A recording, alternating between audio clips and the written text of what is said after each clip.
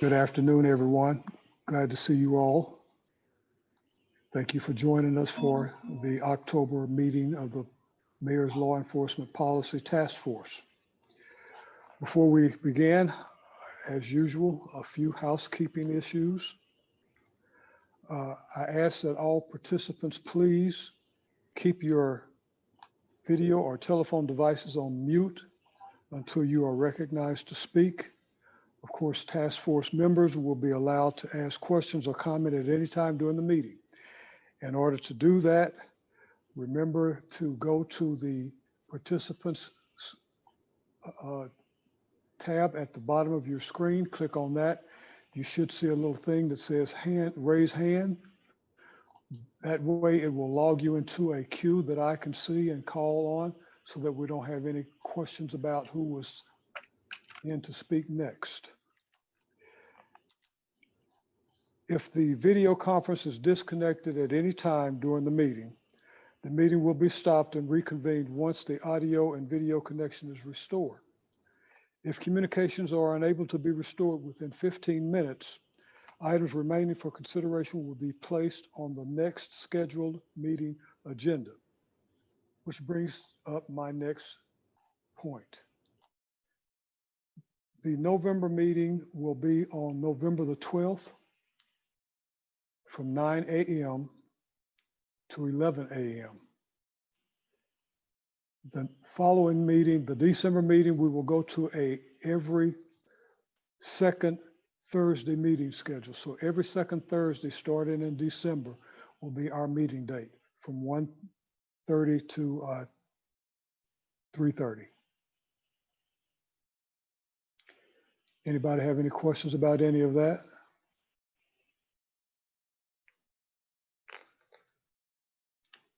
Great.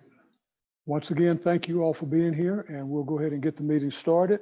First item on our agenda is an update on the RFP process by Kenny Soodle.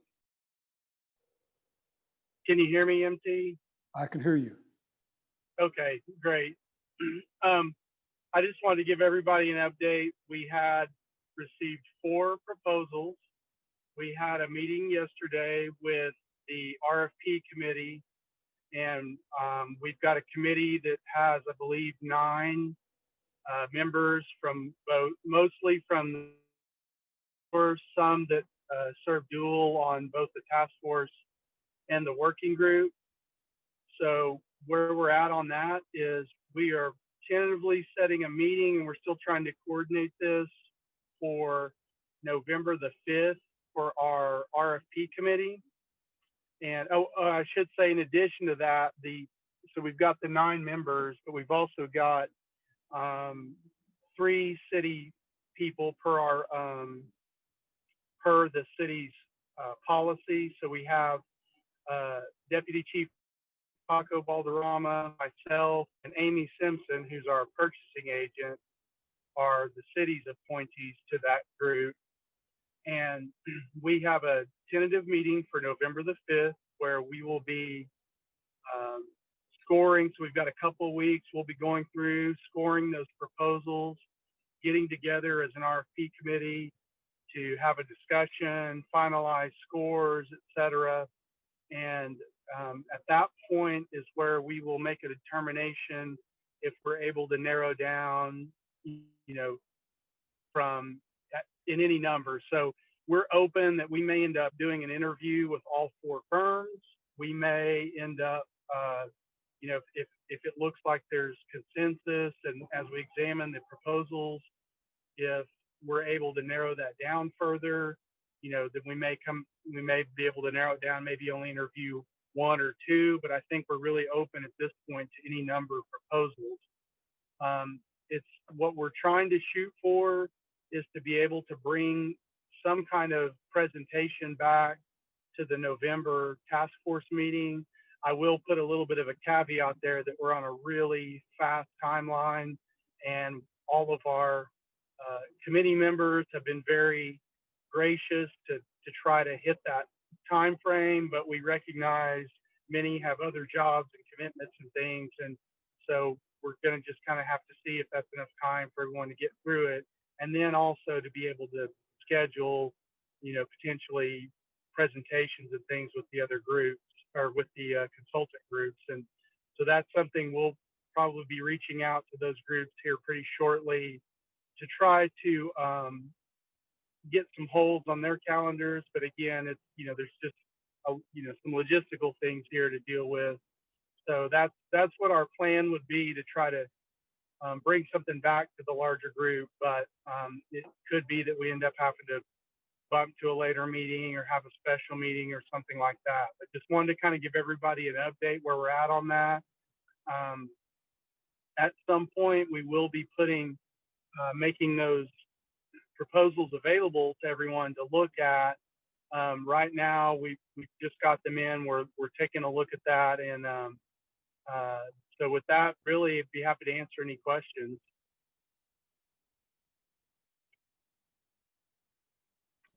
I have a question. Who are the other committee members? I don't know, Sharita, are you on? Do you have a list? I don't have the list.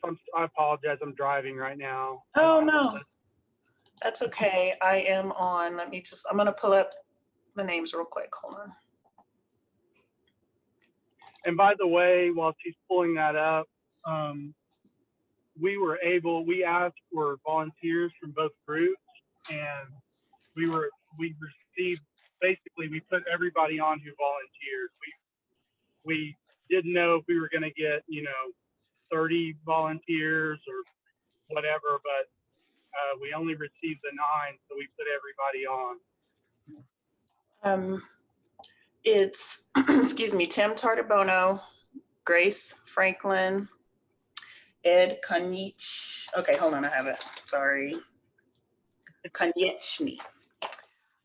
Joanne Davis, Reggie Hines, Kendra Wilson Clements, Dr. Valerie Thompson, Dexter Nelson, Paula Schonauer, John Middendorf, Paco Balderrama, Amy Simpson, which is city staff, and that's it. And you and Kenny. And it worked out well too. I mean, like Kenny said, we just put it out there to see who would be able to put the extra time into it. And it worked out well where we had some, you could hear from the list, some are both on both the task force and the working group. So we had good representation of the working group as well as the task force. So we felt like it really ended up being a very good group, but small enough still that we could manage that process. And so I appreciate the volunteers and appreciate Kenny taking leadership on that. I have a follow-up as well. And I agree with what I just heard. Like well, first is thank you to everyone who stepped up, and it sounds like we're heading in the right direction. The working group, are they on a similar timeline in terms of the consultant work? Is that what I just heard? Yes, sir. And I'll tell you, Kenny can interject here if he wants. The challenge that we have, and I think we'd had a lot of discussion around 21 CP as a possibility. Because of our process, we wanted to make sure that we didn't cut anyone out of the process. We have a fair process. Both groups saw some information from them or heard about them, and they liked the concepts. And as we started talking through it, we decided, if it worked out, because so much of what each group is doing is, they have different tasks, but so much what each group is doing is parallel, they're interrelated. And so we wanted to make it possible that if both groups agreed on a recommendation of the same consultant, that we could have one consultant doing both, so that we didn't get competing consultants. If both groups decide to go with different consultants, we'll have the ability to do that as well, but they'll basically be going together with this. And it could be that 2 consultants get recommended out of this, 1 for each group, or it could be 1 consultant for both groups. Yeah, I would just add, Craig, we've got, 6 topics that we need to focus on from the work group and 2 topics, for sure from the task force. And so those 8 items will really be key. And that's where I think if there's somebody that covers all those really well, I could see that we end up with 1, and that would be great, but we're not tied to that, as you said. And if there's different groups that have different expertise, we're very open to that as well. And then my follow-up, it's in regards to each of the respective groups, this group in the task force. And I think I spoke with Kenny about this already, but I know that the working group members had expressed interest in me, and I'm guessing folk on this task force might feel similarly to them. But the idea being that while the consultant is doing their research on these 2 items for our task force, and then the 6 items, as Kenny pointed out, for the working group, that, you know, as the consultants doing their work out in the field, looking at these best practices around the country, that we too, as a task force, as committee members here, and then the working group, that we too could be presenting some of our own research that we're learning about best practices as it relates to these items. Is that kind of is that jiving with what you all are kind of thinking right now, or where are we at with that? And I think that's my final question. Yeah, and I would yield to MT on this too. I'll give you my 2 cents on it. I think any of us can take a look at anything that we want, but you know, and present a concept or something, idea that's out there. I really want to be working primarily from what the consultant is bringing. So if we're bringing a concept we want to make sure they've looked at, I want to make sure the consultant incorporates that into what we're looking at, and that we come back with the recommendations from the consultant, with them being experts in the field, not just that I did some research on my own and I went and found out about it, because I'm not a law enforcement expert. And so them being experts in the field, as well as this engagement within the community and all that they're doing, I'd want it to be in conjunction in what we're doing with the consultant. And so then if a committee member here on the task force and or on the working group comes across some research, it would be something that they would discuss, but then want to make sure that that consultant receives it so that they can incorporate it in the totality of their research. Yes, sir. Thank you. Sir. And MT, you have anything else? I would agree with that, just so we can keep everybody informed and especially keep the consultants informed. We certainly invite you, if you find some information out there or some practices out there that you'd like to introduce, to do that. But as long as we keep the consultants informed, we're fine with that. Now, just to make sure that I've got got Joshua Higginbotham, who's had his hand up for quite some time. So Joshua, I apologize, but go ahead. No problem. So I guess my main question is, we have 8 topics that have kind of been narrowed down, but those still seem kind of like vague, you know, sort of general areas that we're thinking about for a possible consultant. Do we, I mean, I was under the assumption though that we need to narrow down very specific issues, and particularly if there are things that that we want to be able to quantify. And so when we call a consultant in, they will have a much more specific task to be addressed. It might help kind of narrow the consultant pool that we're actually looking at. And I didn't know, has anything been, have we kind of narrowed down from just those topics, or is it just sort of those 8 basic areas? I can take a shot at that, Craig. I think one of the things when we that was some of the comments. I remember those comments coming up when we were kind of putting together the scope of services, and that is one of the things I think I envisioned was that we would have, and that's part of what we put into the RFP that we're asking folks to propose on, is how are they going to engage our group and the larger community to focus in on what are really the issues around those topics and the measurable things that we want to see.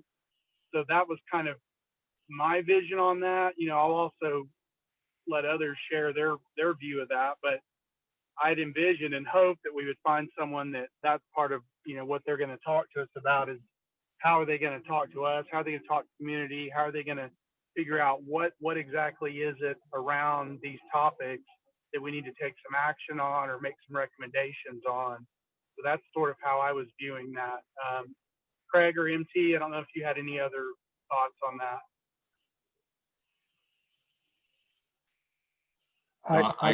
Go ahead. Go ahead, Craig. No, you go ahead, MT. Well, basically all I was going to say is that since I'm not associated with the work groups, I don't know exactly on that, but from the the task force perspective, of course, we've got two core issues that we're dealing with, and those, of course, are de-escalation and the Citizens Advisory Board or Citizens Advisory Board or Citizens Complaint Board. So we will be looking into those issues and things that are related to those. And then I would assume that the work group would be doing some of the same thing. Yeah, I agree with Kenny and MT both that our goal with this, you know, part of it is that we want the consultants bringing to us and their expertise and their backgrounds, what they've done, looking at these more closely. We definitely want to keep those 6 and those 2 ahead of them, but also don't want to limit ourselves to just those, especially we don't want to get our scope too broad, but if there's something that's directly linked to one of these other topics that's not just outlined, but it's directly linked to it, we want to be able to incorporate that and consider that. So yeah, I think we're on track with that. And as we refine this and get to the point of contract, we can make sure that as we're discussing the scope of services and all for finalizing an agreement, that we can make sure that we've addressed what our expectations as a group, what our expectations of the consultant will be.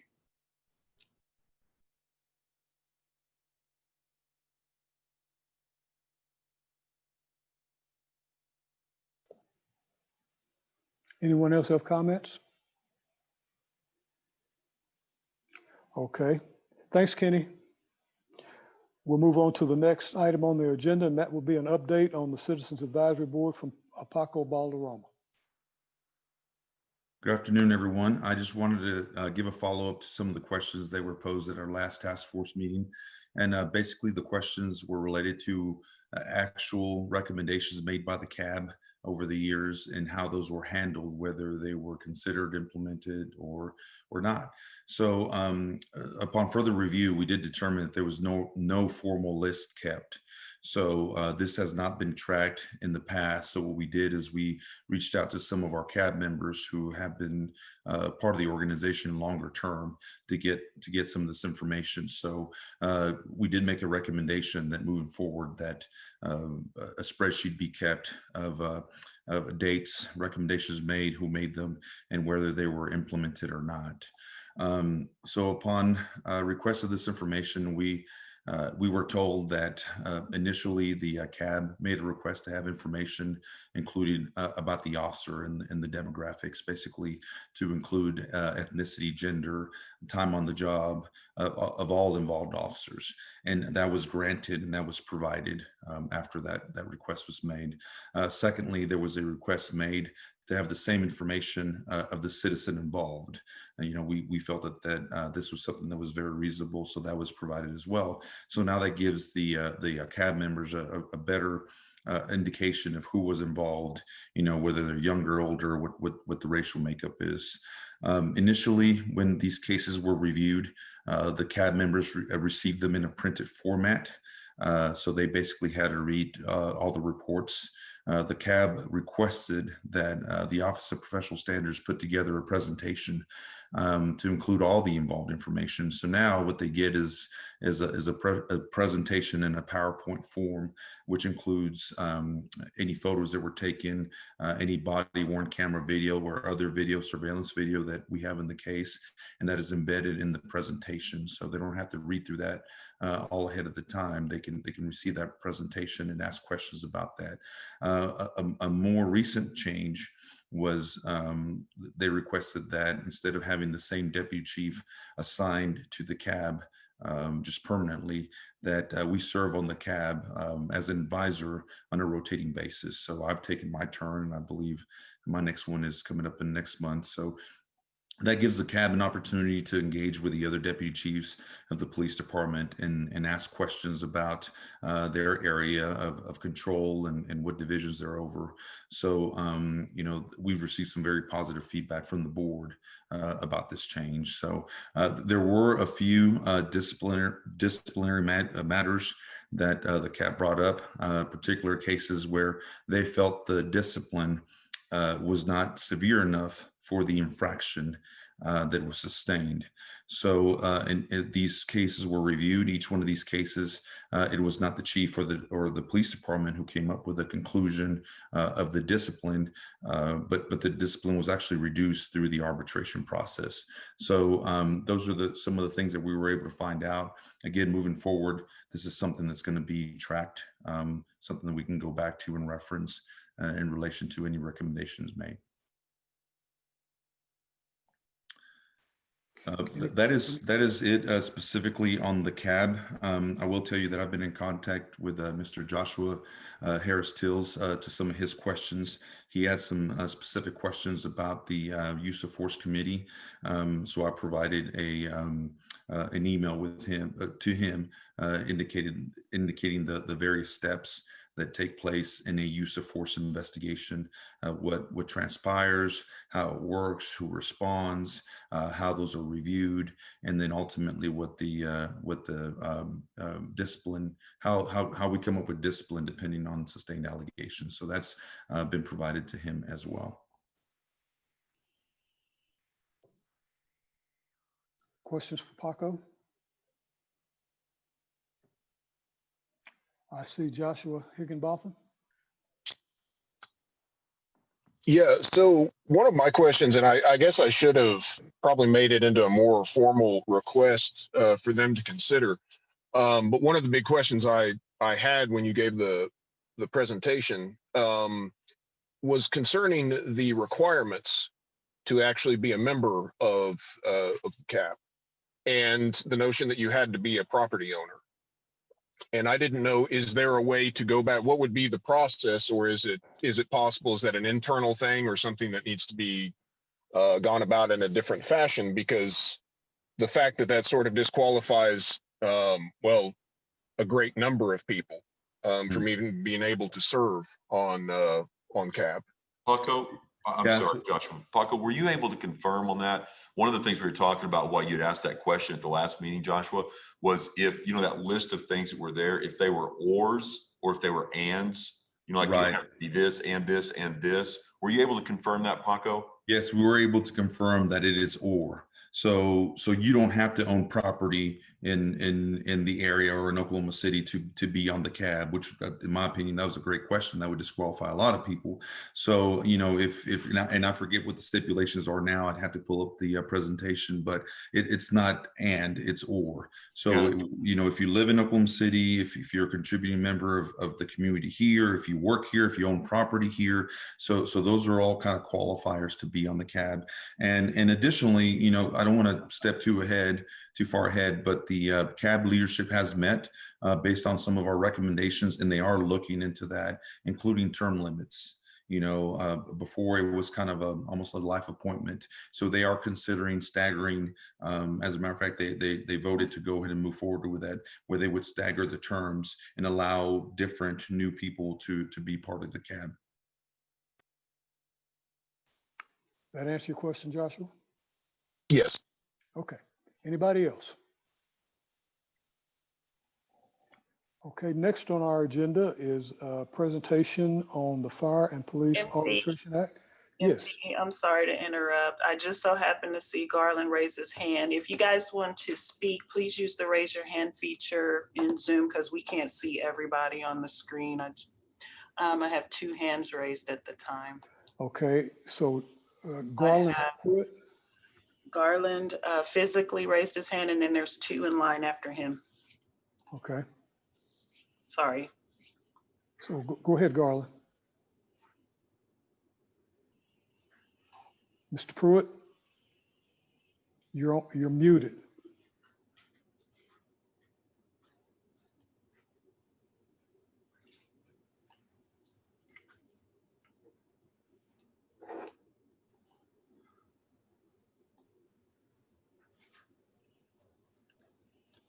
Mr. Pruitt, my screen shows that you are currently muted. Yes, I'm gonna try to unmute him from here.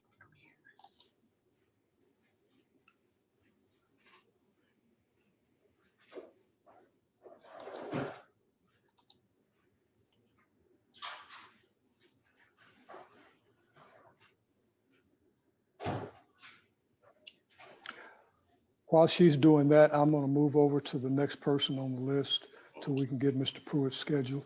The next hand up that I see is Tim Tardibono. Hey, I was just, I had seen Garland raise his hand and I wanted to make sure he got a chance to talk. So that was why I raised mine. Oh, okay. But I did have a question on that Citizen Advisory Board. Is there, although there may not be a property requirement, is there a residency requirement that you have to be an Oklahoma City resident? You actually don't. So if you own property in Oklahoma City, but you live elsewhere just outside the city, then that would qualify you.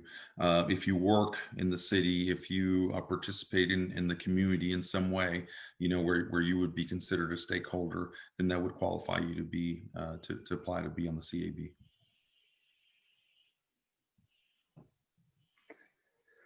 I see that she's still working on Mr. Pruitt. I can't unmute him. All I can do is send him a request to unmute. Mr. Pruitt, if you are using a computer, it should be down in the bottom left corner, a picture of a microphone. And you can mute or unmute from there. If he's on his phone, does he have to use *6? Are you calling? Well, If you're calling in, it should be *6 with unmute.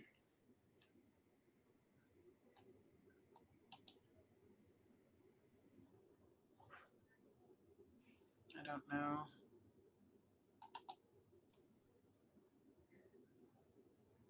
Shrita, could you try to call him offline and see if you could help him work through it? Yes. Because we can move to our next topic and then circle back and make sure we catch him and he gets to add his comments. Okay. Or ask his questions. Yes.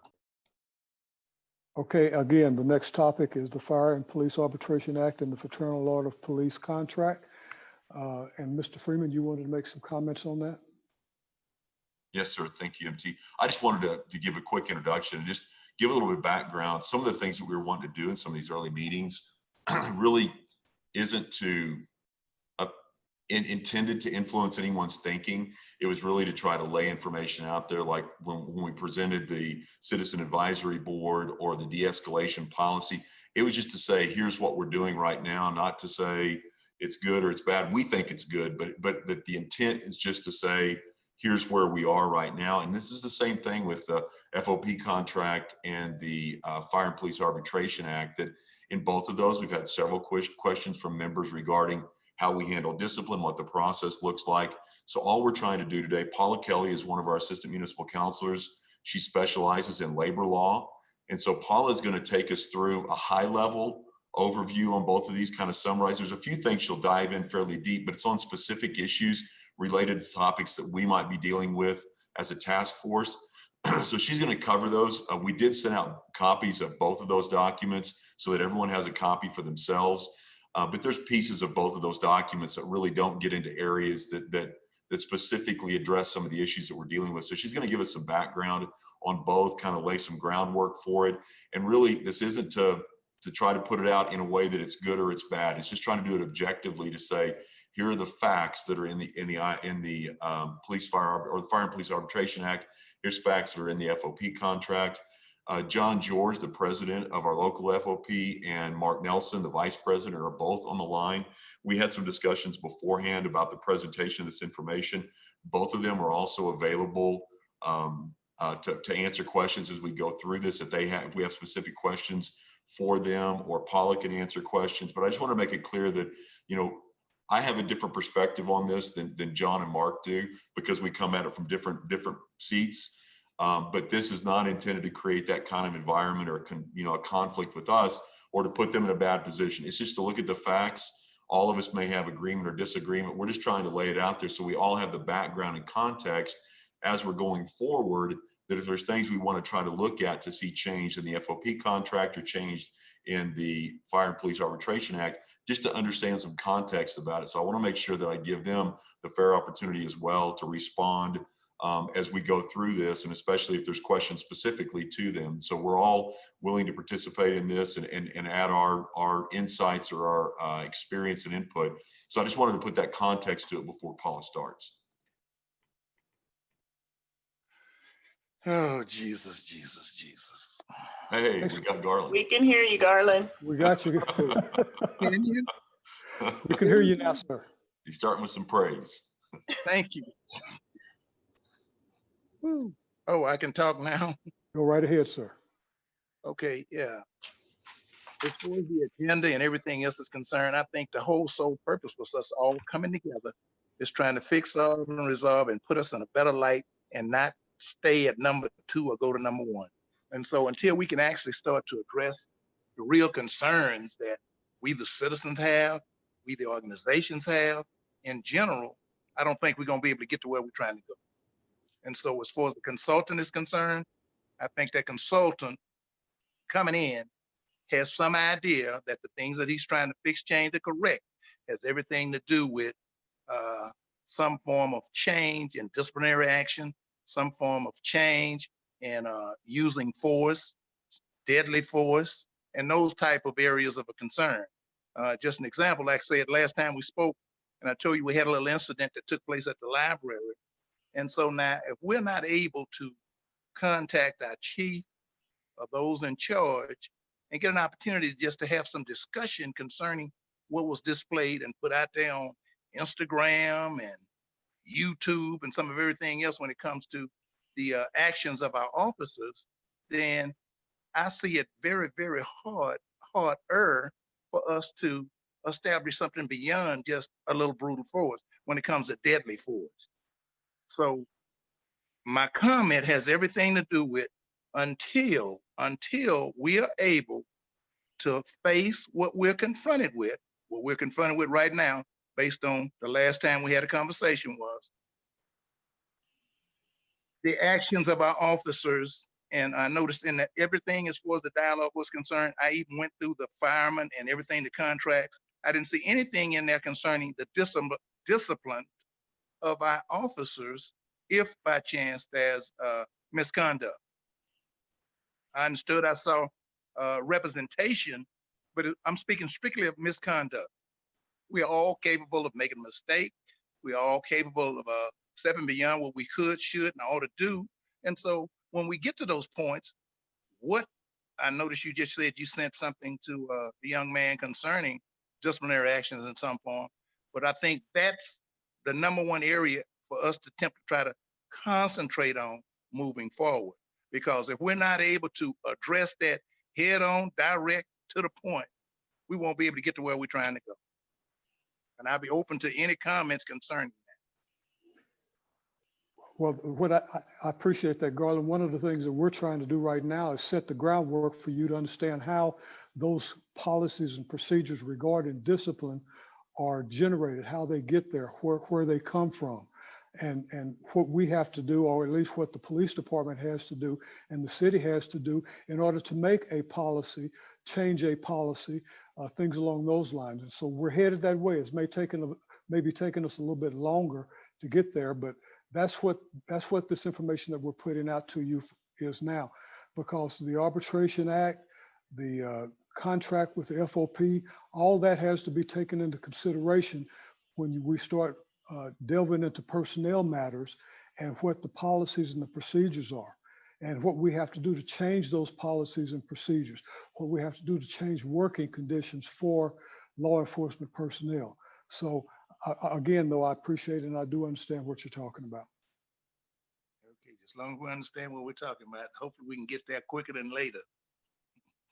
Okay, Mr. Freeman? No, I think we're ready for Paula, ready to go. Okay. Paula? Okay, well, good afternoon, everybody. You're probably going to notice that the name underneath my little square doesn't say Paula Kelly. I couldn't get my link to function, so I'm Amanda Carpenter today. You can blame Amanda for everything that I say and do. So, Mr. Pruitt, just right off the bat, I think I'm going to answer your question, and I'll get there. Give me a little bit of time to go through a presentation, but I'm going to answer your question. You'll know by the end of this where you can find all the answers, okay? So right now, bear with me. I'm going to try and share my screen. I'm pretty proficient at Teams, but Zoom gets me sometimes, so hang on just a second. Hold on, Paula, I gotta make you a co-host. Oh. Yeah, you don't want me to just talk without something to look at. Okay, try it now. Okay.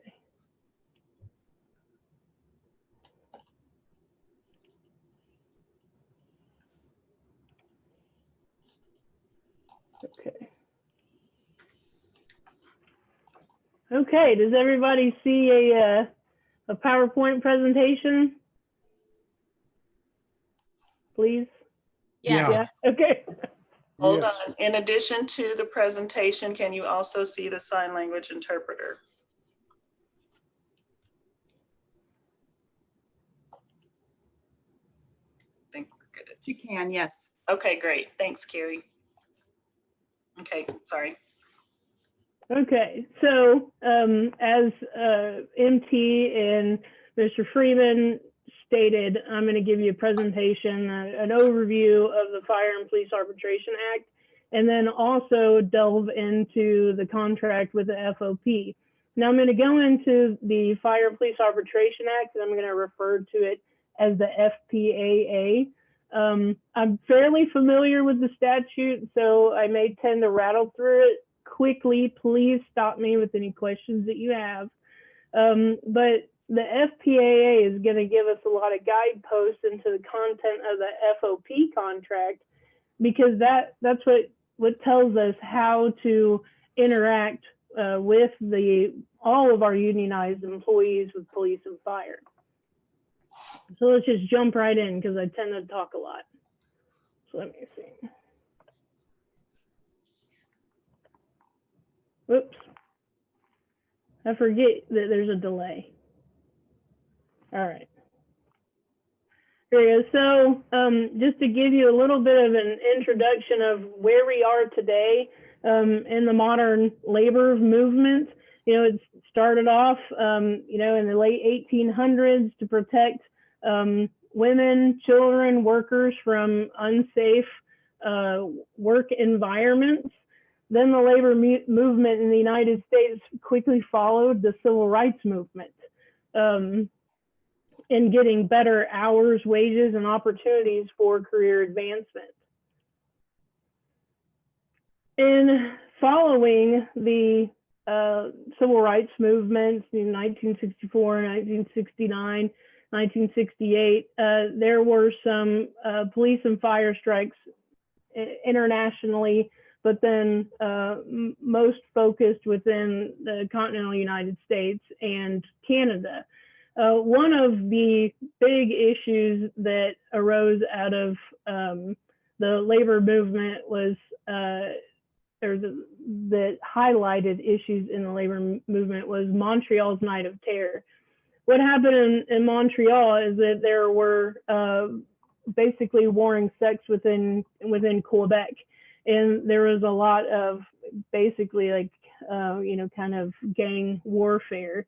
And the police were right in the middle of that and trying to enforce the laws and trying to protect the citizens of Quebec. And they wanted to get higher pay, the same level of pay that their peers got in Toronto. Toronto at the time wasn't experiencing the same division as Quebec. If you think of Canada geography, you have the French Canadians and the English-speaking Canadians, and they had a lot of conflict at the time.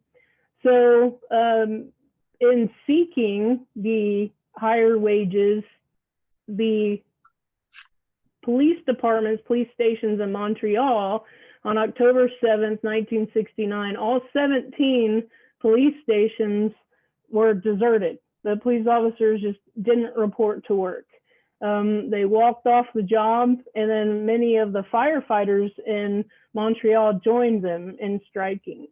Over the course of that day, there were 6 banks robbed, 100 shops were looted, 12 fires were set across the city, 40 carloads of storefront glass was broken, and $3 million in property damage was reported during the Murray Hill riot. That was the focus of the conflict between the Quebec Liberation Front and other Canadian groups. Following Montreal's Night of Terror, there was a work stoppage that was orchestrated in 1971 in New York City.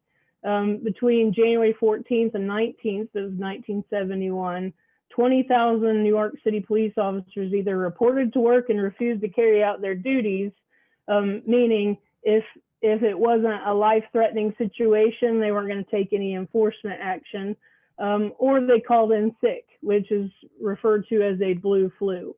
This is a form of strike that circumvented a New York City law or New York state law that prohibited law enforcement strikes. This incident was sparked by contentious contract negotiations. You'll note here as we get into this next segment that New York State at the time did have a law that prohibited law enforcement strikes, but it is not common across the United States at that time. But it did because of the Montreal police and firefighter strikes and the blue flu that became prevalent in the Northeast sections of the United States. Many states did pass laws that prohibited law enforcement and firefighters from striking. In Oklahoma, the Oklahoma legislature passed the Firefighters and Policemen's Arbitration Act. In 1978, that was recodified and renamed the Fire and Police Arbitration Act, which you guys know as the FPAA. It's believed that this was promoted and spurred by the desire to stop policemen and firefighters from being able to walk off the job and seeking employment rights. So the Fire and Police Arbitration Act, the purpose, the public policy behind the Fire and Police Arbitration Act is the protection of the public health, safety, and welfare demands that the permanent members of any paid fire department or police department in any municipality not be accorded the right to strike or engage in any work stoppage or slowdowns. That would be like the blue flu. Now this didn't come without any cost. There's an exchange in the FPAA that's inherent there.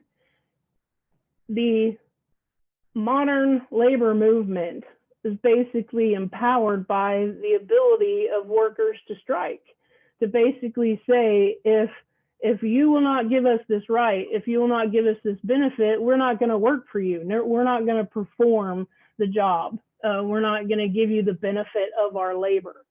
So in order to keep police and firefighters on the job, to prohibit them from striking, then there needed to be an exchange. So the exchange is the right to strike for other well-recognized rights of labor. Prior to the Fire and Police Arbitration Act, there was no law in Oklahoma that required municipalities to negotiate and bargain with police and firefighters. So while they may have organized, they may have had collective bargaining, there was nothing that bound the cities, the municipalities, to negotiate with them. So in order for us to secure, and I'm saying us because I'm speaking kind of in the city voice, in order for us to secure the prohibition on police and firefighters to keep them from walking off of the job, then we needed to give them these other rights. Now, the recognized rights of labor is the right to organize, the right to be represented by a collective bargaining representative of their choice, meaning that there's a certification process, and if you thumb through the FPAA, you might have seen that. There's a certification process in which the employees are able to choose their representative, their bargaining unit. In the case of the city of Oklahoma City, the police officers have chosen the Fraternal Order of Police Lodge 123. It used to be the Good Shepherd Lodge. For some reason, I find that interesting.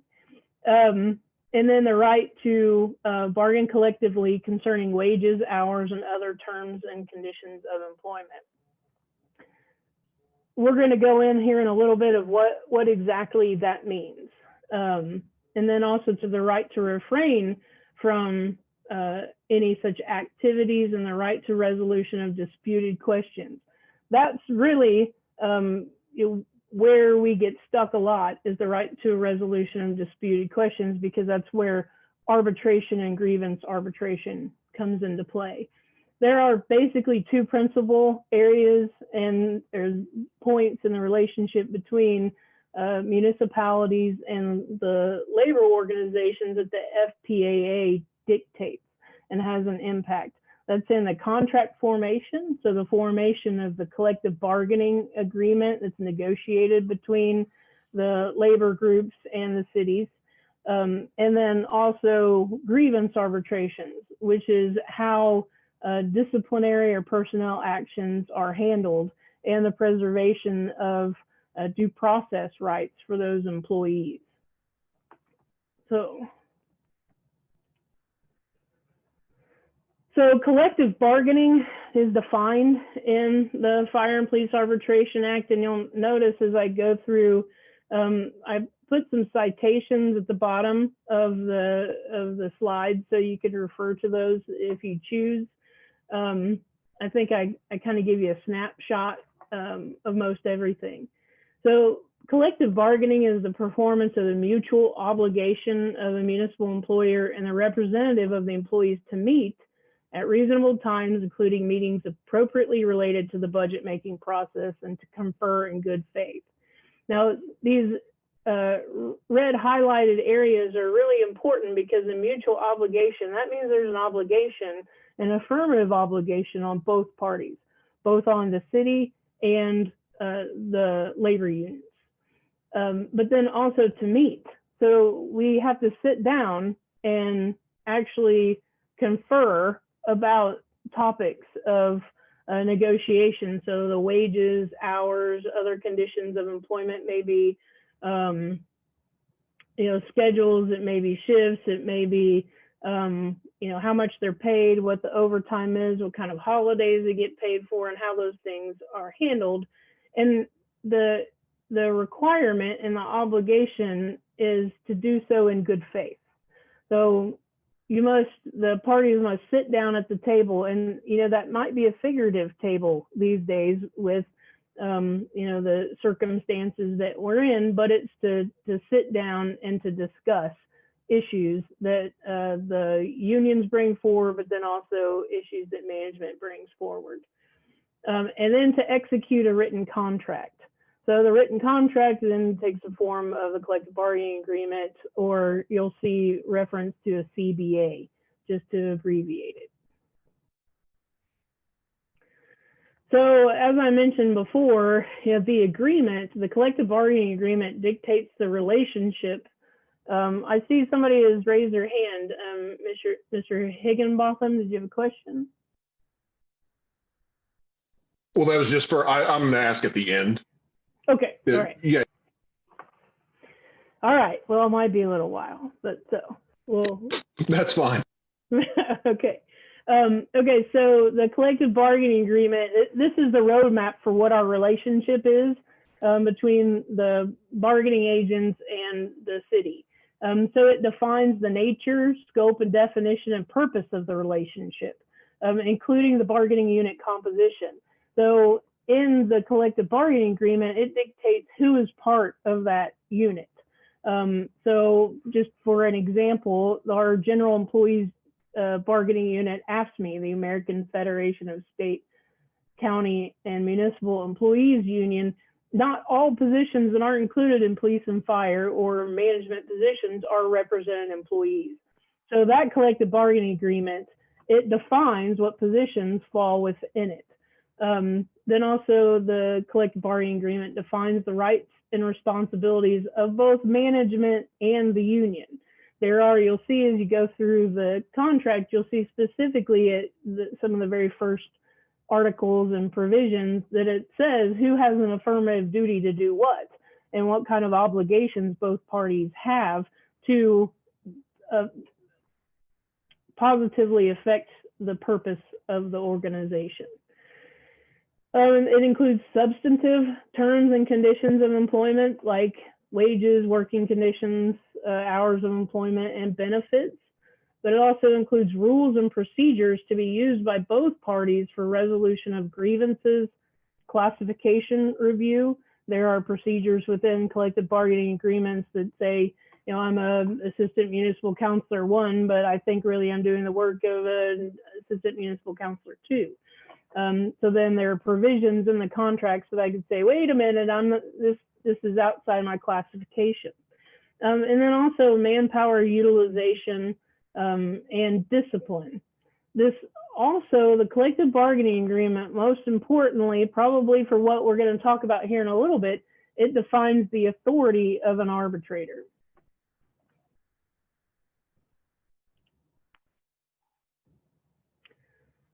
So within the Fire and Police Arbitration Act, there's also defined, because think about, you know, the passage of laws. You know, you generally, when a law is passed, you start from that day forward, and it's a prospective application, not retroactive application. So when the Fire and Police Arbitration Act was passed in its original form, there had to be some recognition of the relationship, the department practices, and policies that were in place prior to the effective date of that law. So what the prevailing rights provision in the Fire and Police Arbitration Act does is it recognizes that. So it says that rules, regulations, fiscal procedures, working conditions, departmental practices, and manner of conducting the operation and administration of fire and police departments currently in effect at that time of the negotiated agreement shall be deemed a part of the collective bargaining agreement unless and except is modified or changed by specific terms. That's really important, and it'll come up later, except as modified or changed by the specific terms of the agreement. Management rights is a manner of conducting the operation and administration of departments. So we'll talk about management rights here in a little bit too. So there are certain kind of boring things that are involved with the collective bargaining agreements, but become very important. The term of any collective bargaining agreement cannot exceed 1 year. That's in the FPAA. It says that the agreement can't exceed a year. There are, you know, municipal finance laws that come into play with that. It places the affirmative obligation to meet and confer on subjects of bargaining. You can't just refuse to meet with the other side, and you can't refuse to talk about any subject of bargaining. There are traditionally representatives of the parties meet and exchange proposals regarding the content of the collective bargaining agreement for the coming fiscal year. So just kind of, you know, in general, what we historically have done with the City of Oklahoma City is that we set bargaining sessions, and each party sits, you know, opposing a large conference room table. We set out rules of engagement, basically, the, you know, rules for how things are going to go. We set dates and timelines of the last date to make a proposal, what form those proposals have to take. And then we might, you know, extend a proposal to make changes to existing provisions of the contract or to introduce new provisions of the contract. That's been given to each side, and then you have the opportunity to review those. You could caucus with your bargaining unit members, or management members come back to the table and discuss. But we have to confer about those, and each side has to consider the proposal given by the other side. You can't just refuse to engage in collective bargaining. For the City of Oklahoma City, we invite council members to attend negotiation sessions to observe, but our council members don't participate in the negotiations.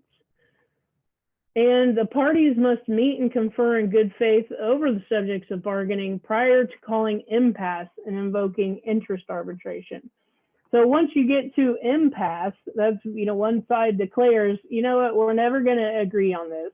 you're not going to withdraw this proposal. We're not going to withdraw our proposal. So we declare impasse, and that invokes the provisions of interest arbitration. There are two forms of arbitration that are addressed in the Fire and Police Arbitration Act, and then also somewhat in the collective bargaining agreements. In the collective bargaining agreement, you probably saw contract arbitration or contract formation. That becomes interest arbitration, and those provisions and procedures. So interest arbitration, this is the statutorily provided by the Fire and Police Arbitration Act, and it dictates how the agreement between the parties is formed. So once we have finished the bargaining and negotiating over the terms of the contract, if both sides can't mutually agree over those terms, then the next step would be declaring impasse and going into interest arbitration. So the Fire and Police Arbitration Act dictates the composition of the arbitration panel, the factors to be considered by the panel, and the timing of the arbitration hearing, including submission of last best offers. So the composition of the arbitration panel, there's just not a single arbitrator. The interest arbitration panel is a tripartite panel. It's 3 members. Last best offers. The interest arbitration contract formation is often referred to as last best offer negotiations, because each party at least 7 days before the date of an arbitration hearing, the parties each submit to each other a written statement listing all resolved and unresolved contract terms and a final offer on unresolved contract terms. So these are proposals on articles not previously opened may not appear in the party's last best offer. So this is essentially, the offer that we're making to the other side to say, this is the best that we're willing to do on these topics. These topics are things that must have been negotiated. There must have been a conference and negotiation on those things. You can't introduce in your last best offer something that hasn't been brought up at the table and hasn't been discussed at negotiations. The party's last best offer could be accepted by the other party at any point prior to a decision by an arbitration panel. So once those last best offers are exchanged, generally both parties will sit down and they'll look at each by themselves, look at the terms of the last best offer and see, okay, was there concession made here? Was there concession made there? Did the party stand their ground? And then each party will decide, well, can they accept the last best offer for the city's sake? Can we accept the IAFF's last best offer, the FOP's last best offer? And then the FOP, I'm sure they're deciding the same thing as well. Can they live with what the city's standing their ground on? Now, once an interest arbitration panel is met or is determined. So as I mentioned, there are 3 interest arbitrators in an interest arbitration panel. There's ours, theirs, and the decision maker. The interest arbitrator for the union is chosen by the union that's involved. They can choose anybody they want. And the interest arbitrator for each side is the one who's going to advocate for, in the case of the city or the FOP, to the neutral arbitrator. Currently, the neutral arbitrator is if the parties can't agree on a neutral arbitrator, then it goes into the provisions of the FPAA that dictate how a neutral arbitrator is selected. I can tell you in over 10 years of experience with this, no one's ever agreed on the neutral arbitrator. It always goes through this process. So what we do, what the FPAA dictates is that you request from the Federal Mediation and Conciliation Service, which is a federal agency, a list of five-member panel list of arbitrators. Arbitrators have to meet certain qualifications to be included on the FMCS list. And then each party, we take turns alternating, striking names off of the panel until one name remains, and that is the neutral arbitrator. So then once the neutral arbitrator is identified, then you have your three-part panel with a city's advocate, a union advocate, and then the neutral, who's going to be basically the decision maker. It's shocking if one of the advocates sides with the neutral against their party, but it's happened. So the FPAA also tells us what has to happen at the interest arbitration hearing. It's before the tripartite panel. Each party presents its case in chief. It's kind of like, if you haven't had experience with an arbitration hearing, it's kind of like a mini trial. But the rules of evidence don't apply. In order for arbitrators to conduct a fair and reasonable hearing, a lot of arbitrators do use rules of evidence, but they're not bound by them. Each party has an opportunity to present witnesses and cross-examine witnesses that are put on by the other side. Generally, the party who declares impasse first is the one who has the burden of proof. So they have the burden to prove to the arbitration panel that what they propose in their last best offer is the best course. Generally, that's the burden falls on whoever wants to change what's in the current contract. So the arbitration panel is restricted to considering 5 statutory factors and nothing else. This is very important as to the constitutionality of the Fire and Police Arbitration Act. The panel must select one of the party's last best offers in its entirety. That's also very important. So an arbitration panel can't take elements from each last best offer and create their own. They have to take in its entirety the last best offer of one of the parties. It can't pick and choose. So the 5 factors that the arbitration panel has to consider in choosing the last best offer are these here. They look at the comparison of wage rates, insurance, retirement, basically the benefits of employment, and wage rates of skilled trades in a local market. They have to look at rates of workers performing similar work with similar skills under similar working conditions. So we're going to look at for firefighters and police officers, or for the first factor, we're going to look at firefighters and police officers. So we're going to look at other municipalities and what they're being paid, what their benefits are, et cetera. Same benefits of similar work with similar skills, may be looking at other advanced trades, other advanced skilled trades, but not police and fire.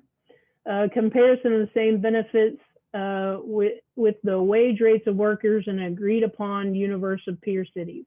We have agreed on, I can't remember how many peer cities there are right now, but a set number of peer cities that have been determined by both parties and agreed upon that they reflect the size, composition of the city of Oklahoma City, and we can compare what they're paying their employees at what their structure is and take that in consideration. Then the interest and welfare of the public and revenues available to the city. It doesn't matter if one of our peer cities pays their police and firefighters a lot more than the city of Oklahoma City if the city of Oklahoma City doesn't have the revenue available to pay them. So an arbitrator can't dictate that a municipality pay employees more than what they're capable of paying the employees as far as the revenues that are available. then comparison of peculiarities of employment in regard to other trades or professions. That basically gets down to police and fire as opposed to, say, being a mechanic. That they're putting their life on the line, they do dangerous things, those sorts of elements. I'll tell you, in my experience going to interest arbitration, it almost always gets down to the revenue available to the city, and then what other cities are doing, our peer cities. But most often, the revenue available.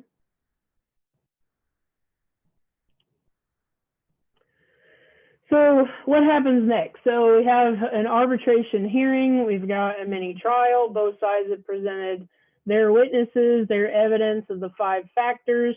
Then the arbitration panel must select one of the last best offers as the contract between the parties. Remember, they can't combine, they can't take away from, they cannot modify the last best offers. They have to choose just one. So generally, there are 2 things that the parties can do. They can make final statements, just like at a trial, or they can submit briefs. Most often, everyone submits briefs because you want to make it's complicated stuff that's presented in an arbitration hearing, particularly about municipal funds and budgeting. So once that happens, then the arbitrator makes a determination. They choose one or the other and issues an award, an arbitration award. So the city, under the terms of the FPAA, the municipality can choose. If the union's last best offer is selected as the contract between the parties, then the municipality has a choice. They can either accept the arbitration award and adopt the union last best offer as the contract between the parties, or they can call a special election and submit both last best offers to a vote of the people, so a vote of the citizens of that municipality. If the city's last best offer is selected, it becomes the contract between the parties. The union does not have an available avenue to challenge the arbitration panel's award outside of challenging the validity of the decision itself. And we'll talk about that in a little bit, but more in terms of grievance arbitration as opposed to interest arbitration. There are certain ways in which an arbitrator could basically violate the terms or the parameters dictating their behavior and what they have to use. Essentially, if an arbitrator made a decision based on something other than those 5 factors, then the union could challenge that it's not a valid selection, it's not a valid award. Outside of that, then if the city's last best offer is selected, that's the contract. There are, when it comes down to a decision whether or not a municipality would call a special election, there are certain procedural things that the city has to go through to request a special election. So as I mentioned before, there are certain things that are very important that will allow the Fire and Police Arbitration Act to withstand constitutional challenges. The Oklahoma Constitution says that the state legislature cannot delegate its authority to other entities outside of there is recognized delegation of authority to municipalities, the home rule. So through that home rule process, then the legislative authority is then delegated to the legislative body of cities, so city councils. And so by having the terms of the Fire and Police Arbitration Act, having a binding interest arbitration where an arbitrator can basically determine, what the relationship is and can impact, fiscal procedures and revenue, what the municipality can do with its revenue. There are constitutional challenges there.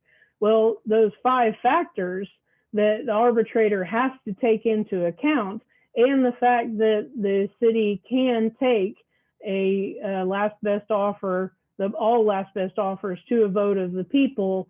The Oklahoma Supreme Court has decided that that passes constitutional muster because either the city council is a legislative body of a municipality or the citizenry of the municipality are making that final decision. And then in addition, a court opined that leaving the final decision, well, I just said that. So you don't need to, I don't need to read that to you again. So the next form of arbitration that the FPAA impacts is grievance arbitration. So grievance arbitration is a determination of the rights already contained in the collective bargaining agreement. So we've got the two forms of arbitration. Interest arbitration says this decides what the agreement is and what it contains. Grievance arbitration might determine what that means. So it's not gonna dictate, you know, the term of the contract, but interpret the term of the contract. The Fire and Police Arbitration Act states that every collective bargaining agreement shall contain an arbitration procedure for the immediate and speedy resolution and determination of any dispute which may arise involving the interpretation or application of any of the provisions of such agreement or the actions of any parties thereunder.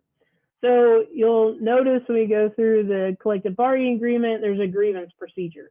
So the grievance procedure within the contract complies with the terms of the Fire and Police Arbitration Act. Now, you will note, and Mr. Pruitt, I think this was part of your question, in the FPAA, there is no specific language in there that says that grievance arbitration is legally binding. So that the arbitrator's award is legally binding upon the municipality. But here's what the issue is. That was challenged. The Oklahoma Supreme Court has opined that grievance arbitration awards are legally binding. And the reason is that there's language in the Fire and Police Arbitration Act that says that an interest arbitration is legally binding, right? So whatever the arbitration panel selects, if it's not challenged and put to vote of the people, that's binding on the municipality. So if there is no grievance procedure in a collective bargaining agreement, then any challenge to application and interpretation follows the interest arbitration proceedings. So absent a grievance procedure in a contract, we're going to go back and follow the interest arbitration proceedings that are binding. So the Oklahoma Supreme Court took both of those two principles in conjunction and said, well, you can't get around the legally binding nature of an interest arbitration proceeding in a grievance arbitration by just leaving it out of your contract of the grievance procedure. We cannot contract away a statutory right. So what that did is it says if there is a disciplinary matter that's grieved by a bargaining unit member and the bargaining unit takes that grievance to arbitration and an arbitrator pursuant to the terms of the Fire and Police Arbitration Act renders an award, that award is binding on the municipality and the labor union and the collective bargaining unit. There are some ways that can be challenged. So can the city appeal a grievance arbitration award? And this also falls on the bargaining units as well. So the FOP, the IAFF, they're not always delighted with the arbitration awards either. So this applies both ways. So yes, a party or the unions can file an action in Oklahoma District Court to vacate an arbitration award. So while that award is binding, an arbitrator is not infallible. Though the standard by which a court can review an arbitration award, however, is very deferential to the finding of fact an award reached by the arbitrator, because the parties have contracted for the opinion and experience and decision of that arbitrator. Now, a court has authority to vacate an arbitration award only if it fails to draw its essence from the collective bargaining agreement. So again, like lots of legal things, this is defined. An award fails to draw its essence if it conflicts with express terms of the collective bargaining agreement. So if there's something in the collective bargaining agreement that says Paula shall wear green in meetings, and an arbitrator says Paula doesn't have to wear green, that is in violation of the express term of the collective bargaining agreement. That award should not be enforced by a court. If the award imposes additional requirements that are not expressly provided in the agreement. You know, if an arbitrator says Paula doesn't have to wear green, but she does have to wear purple, that's not in the agreement. That can't be enforced. If the award is without rational support or cannot be rationally derived from the terms of the agreement. That's kind of a hard one to explain. There's no real case law that defines that, other than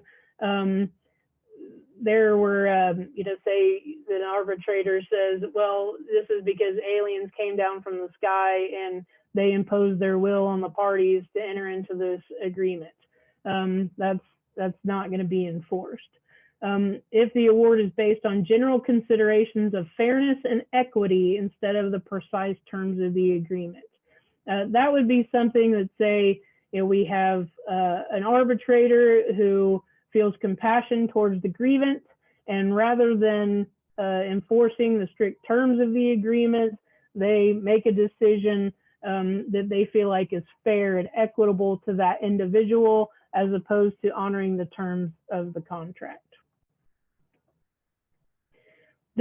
To meet this standard in the state of Oklahoma, with Oklahoma case law, is very difficult to do, to vacate an arbitration award.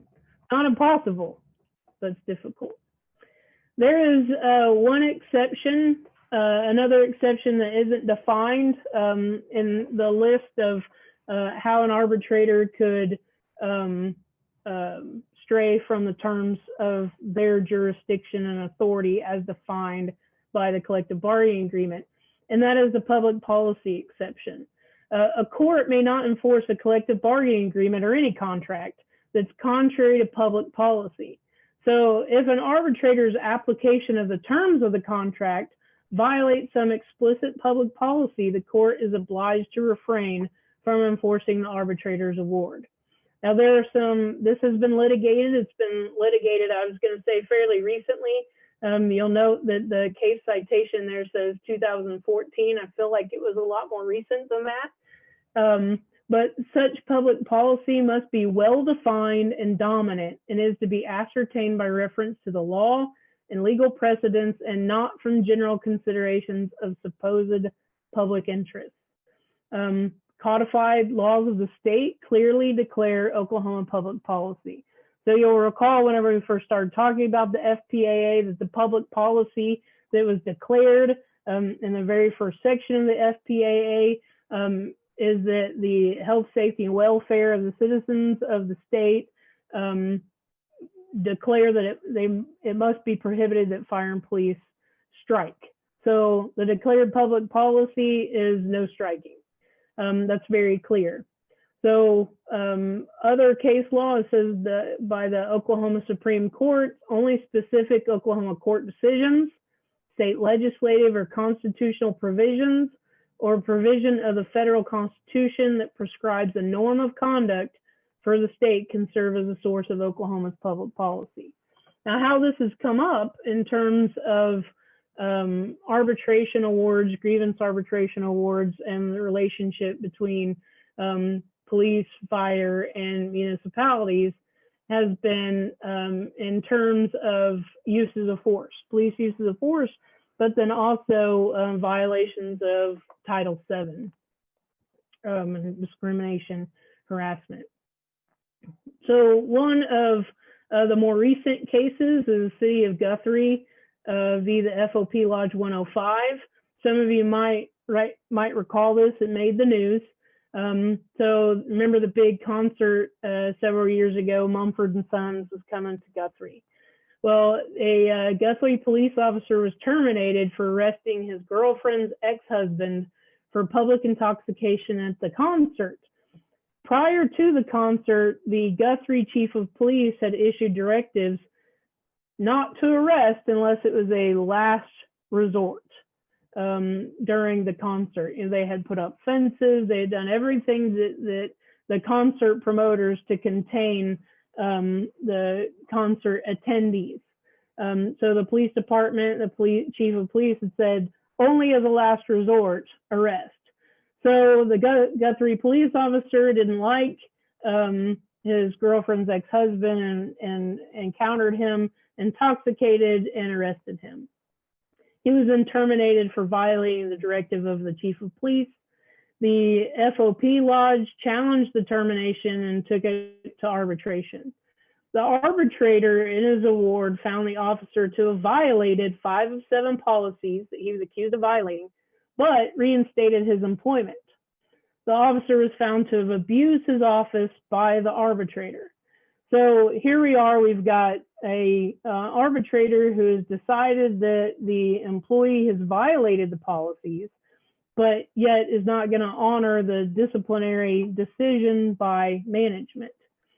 So the city of Guthrie filed suit to vacate the award, and they alleged that the arbitrator exceeded his authority by finding the violation but altering the discipline, and that reinstating a police officer who abused his office to employment as a police officer violated public policy. The Oklahoma Court of Civil Appeals reversed the trial court's vacation of the award.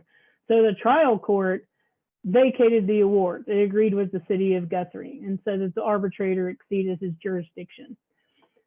So, but when the FOP appealed that decision by the trial court, the Court of Civil Appeals reversed that and found that there was no clear declaration of public policy that was violated. So those requirements that there be a declaration by case law, by statute, or by federal law, that the Court of Civil Appeals said that there is no declaration of public policy on abuse of authority.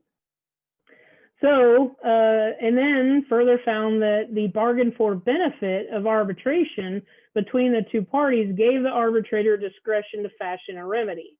So if you'll recall, whenever I was going through what the collective bargaining agreement does, and that it sets basically the rules, it provides the rules of engagement between the parties. So in the grievance procedure and process, the collective bargaining agreement could contain limits and jurisdiction for an arbitrator because the FPAA doesn't. The FPAA only says you have to have an arbitration and it's binding. Okay. So in the collective bargaining agreement between the FOP and Guthrie, there is nothing in that agreement that said an arbitrator cannot change the level of discipline.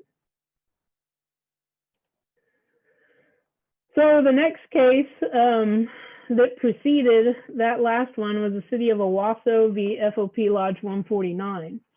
This was the first introduction of this principle, this argument of a public policy exception, and that an argument that an arbitrator's award that would reinstate a police officer to the job could violate public policy.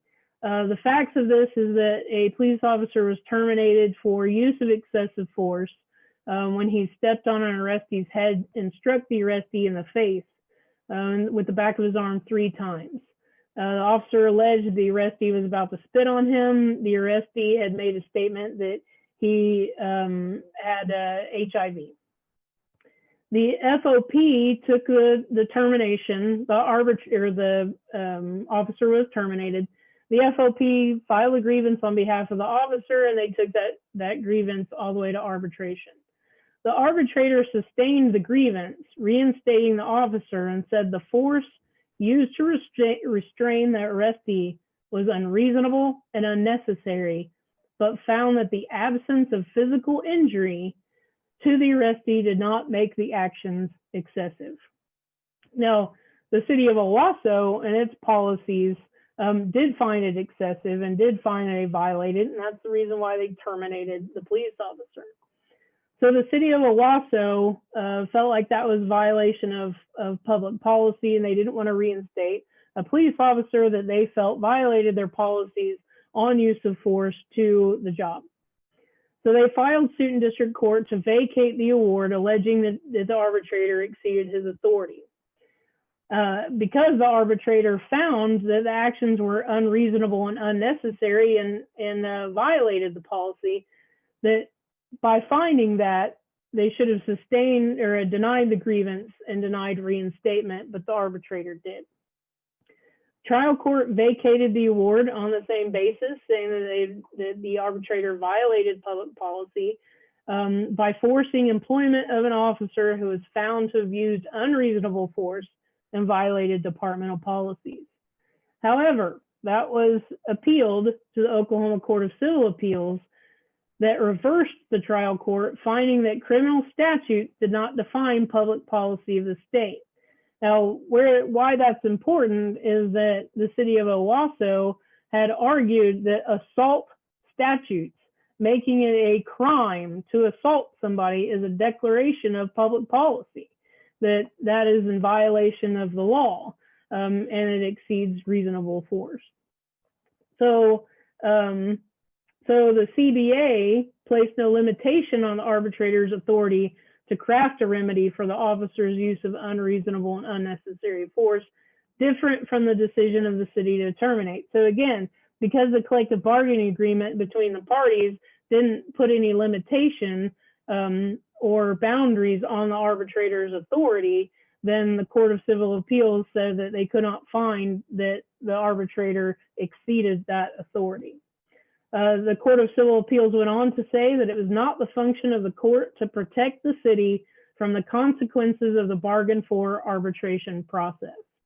Now, you'll note, if you know the court system in the state of Oklahoma, that these are Court of Civil Appeals cases. Both of the city of Owasso and the city of Guthrie petitioned for certiorari with the Oklahoma Supreme Court to request review of these decisions, and they were denied. So basically, because the Oklahoma Supreme Court did not review these decisions, they become as effective as an Oklahoma Supreme Court decision. So with that, that's basically the Fire and Police Arbitration Act. Do you guys want to ask any questions that you have on the FPAA before we run through the collective bargaining agreement? Yeah, actually, I still wanted to ask one if I could. My question is more historical, I guess, than anything else, because I'm kind of, it strikes me as odd. The FPAA was first passed in 1971 and then a supplement in 1972. But in 2 days, it will be the 45th anniversary of the first police strike in Oklahoma history. And I'm wondering if they were specifically not allowed to strike, how that worked. Well, I'll tell you, so the original, try to think of the legislative history of the FPAA placed limitations on the police officers and firefighters' rights to strike. The Fire and Police Arbitration Act was amended several times. In fact, I think there's a 1998 amendment. I'd have to go back and look for sure. I tried not to get real detailed on that stuff. But there are amendments that basically solidified and made concrete that prohibition and placed obligations on the bargaining units to enforce that too. Okay. Any other questions to Paula? I think Mark had his hand raised. He might have a better answer. Go ahead, Mark. Is he referring to the Oklahoma City strike, Josh? Are you referring to the Oklahoma City strike? Yes, in October 24th, 1975. So that wasn't technically a strike. It was everybody who turned their badges in actually quit. Yeah. So that's the difference. We didn't go on strike. I don't know, I don't know the exact numbers, 85% of the department actually put their badges on the mayor's desk and quit. And then through a resolving process, the city hired most of them back, and their pay got docked for the days that they didn't work, but it wasn't a strike. Yeah, there's a difference between a mass resignation and a strike. The strike is that the employees are retaining their employment. They're not resigning their employment. They're just refusing to work during the term of the strike. The resignation means they're resigning their employment and can't be recalled by the employer. Okay. Given the context of what you said with Montreal and other things like that, what was the expectation? Of the passing the law? No, that of the officers deciding to not strike, I guess, or mass resigning. I mean, it was a strike. I mean, it's called more or less. I mean, yeah, we had a teacher walkout. It was a strike, right? I mean, it's pretty similar. But what was the? What were we asking for? The historical context of what they were they using sort of the threat of violence erupting in the city as a bargaining chip? It's generally in the case of Montreal, the New York City Police Department things. It's the absence of the law enforcement arm of the city that is basically the threat, is that there's not going to be anyone enforcing law and order and protecting citizens if the police and fire department were to go on strike. I think if I recall, the 1975 mass resignation was, I believe, over wages, maybe. Yeah, from what I've read. Did the fire department also strike? I don't believe so in Oklahoma City, no.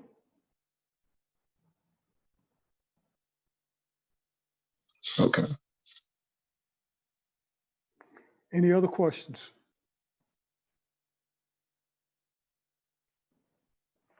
Okay, Paula. Okay, so moving on to the collective bargaining agreement between the FOP and the city. So this is the current fiscal year 2021 contract. That always throws me off kind of at the end of the year. We also resolved contract negotiations really early historically this year, so I still think we should be in negotiations. It traditionally lasts quite some time. So delving right in at the outset of the collective bargaining agreement, we have defined and identified that the FOP is the exclusive bargaining agent for permanent paid police officers of the city of Oklahoma City. So that means that there's no other bargaining agent for police officers. There can't be another unit that comes in. The police officers can't form their own unit to negotiate their rights. Everything that that involves the employment of police officers in the city of Oklahoma City goes through the FOP. The FOP is the voice of the officers. So Articles 1 and 2, basically they just define the purpose of the agreement is to establish wages, benefits, the grievance procedures, all of those things that are required by the FPAA. The contract right off the bat recognizes those. And you'll recognize a lot of language and things that we discussed with the FPAA in the FOP contract, because we're required to do those things by law. So those things are included in the contract. Article 2 recognizes the FOP as the exclusive bargaining agent. And then the authority and term in Article 3 provides the term of the agreement and that it's done pursuant to the FPAA. Article 3 has the 1-year provision in it. Our collective bargaining agreements follow our fiscal year, which is July 1st through June 30th. So we saddle the calendar year, and that can become weird. Article 4, and I'm just highlighting certain articles in the contract. I don't think we need to go through wages and classifications and things. Management rights and responsibilities are defined in the contract. So section 4.2 of the contract says the employer expressly reserves the right to plan, direct, and control all operations relating to the police department and to hire, discipline, suspend, or discharge any member of the Oklahoma City Police Department subject to the provisions of this contract. So that means anything that is in the contract may limit those rights that existed prior to the terms of the contract.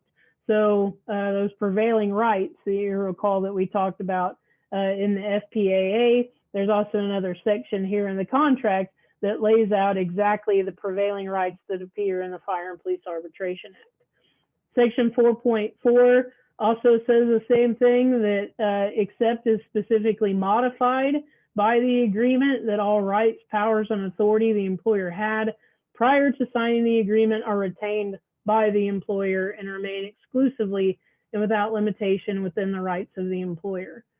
So that's something that is often debated between the parties of, what is a management right? What was a prevailing right? What existed prior to the terms of the contract? And sometimes in arbitration proceedings, we'll go back, 35 years of the relationship between the parties to determine what was in existence before, how these things were changed and modified. Some of you, I think, had some questions about the strike-throughs and underlines in the contract that you were provided. Those strike-through and underlines tell us where we were last year, what was added, what was removed.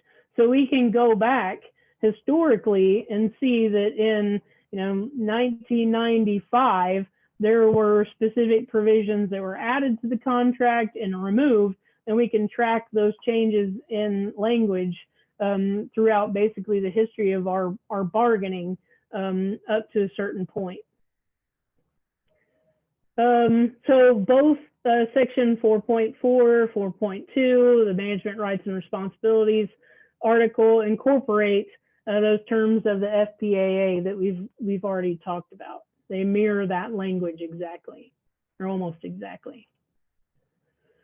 So the prevailing rights clause, that's the same thing. All the rules, regulations, physical procedures that were in place prior to the entry into the contract and not changed specifically by the terms of the contract remain. All employees of the city of Oklahoma City are required to comply with the terms of the city's personnel policies. Now, the relationship between the personnel policies and the collective bargaining agreements are such that if there is a term in the collective bargaining agreement that conflicts with a term in the city's personnel policies, the contract prevails.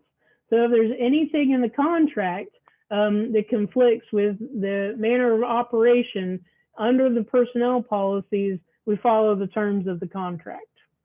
And there are a lot of things that do specific to, say, police and fire, like, holiday days off and hours and things like that, especially with our 24-hour employees or longer shifts that don't follow, the regular 40-hour week. Just an example. So those are covered in the personnel policies. Well, the collective bargaining agreements may address those differently. It's the collective bargaining agreement that is enforceable against those employees and the city. Bargaining unit security defines the mechanism for collection and payment of dues to the FOP. So the city agrees to receive those dues from wages and pay those to the FOP.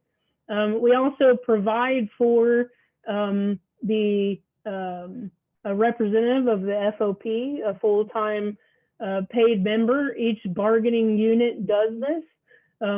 Recently, in past years, the FOP negotiated for a second large position, and a portion of that position is borne by the city of Oklahoma City.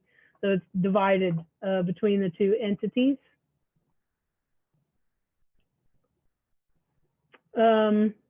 Articles 6 and 7. Article 6 contains a specific provision in the FPAA that prohibits members of the FOP from striking, and then also places some duties and obligations on the FOP if its members do strike or engage in a work stoppage. There are specific obligations of the FOP to get their members to work. Article 7 expressly prohibits discrimination against an employee for their membership in the FOP. Think of Norma Ray, back in the day in the modern labor movement, so that an employer cannot discriminate or retaliate against an employee for being a member in a bargaining unit.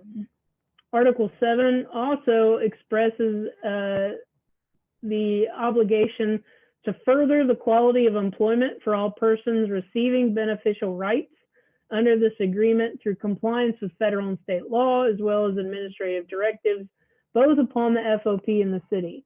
So this places the obligation on both parties to further the rights of employment under the terms of the contract, to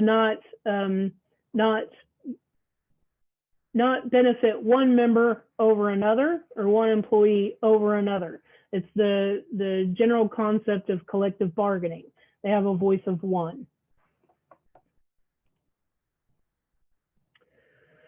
So Articles 9 through 25, 27 and 28 in the addendums.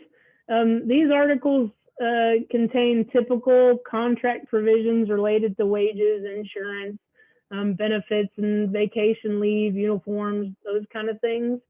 Addendums A through C include the wage matrix, so the wages that are paid, and then the method of how we reconcile wage surveys that are conducted with other municipalities, that we compare, say, how much a sergeant in Oklahoma City makes compared to a sergeant in Wichita. And how those are decided, because there may be some differences on what's called a sergeant in Oklahoma City and what's called a sergeant in another city.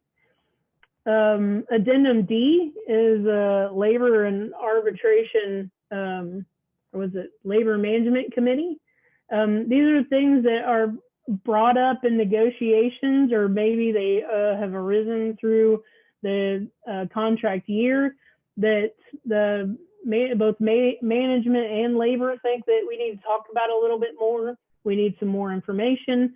And so they put together a committee with members of both sides to discuss the issue and to make a proposal to both parties on contract amendments.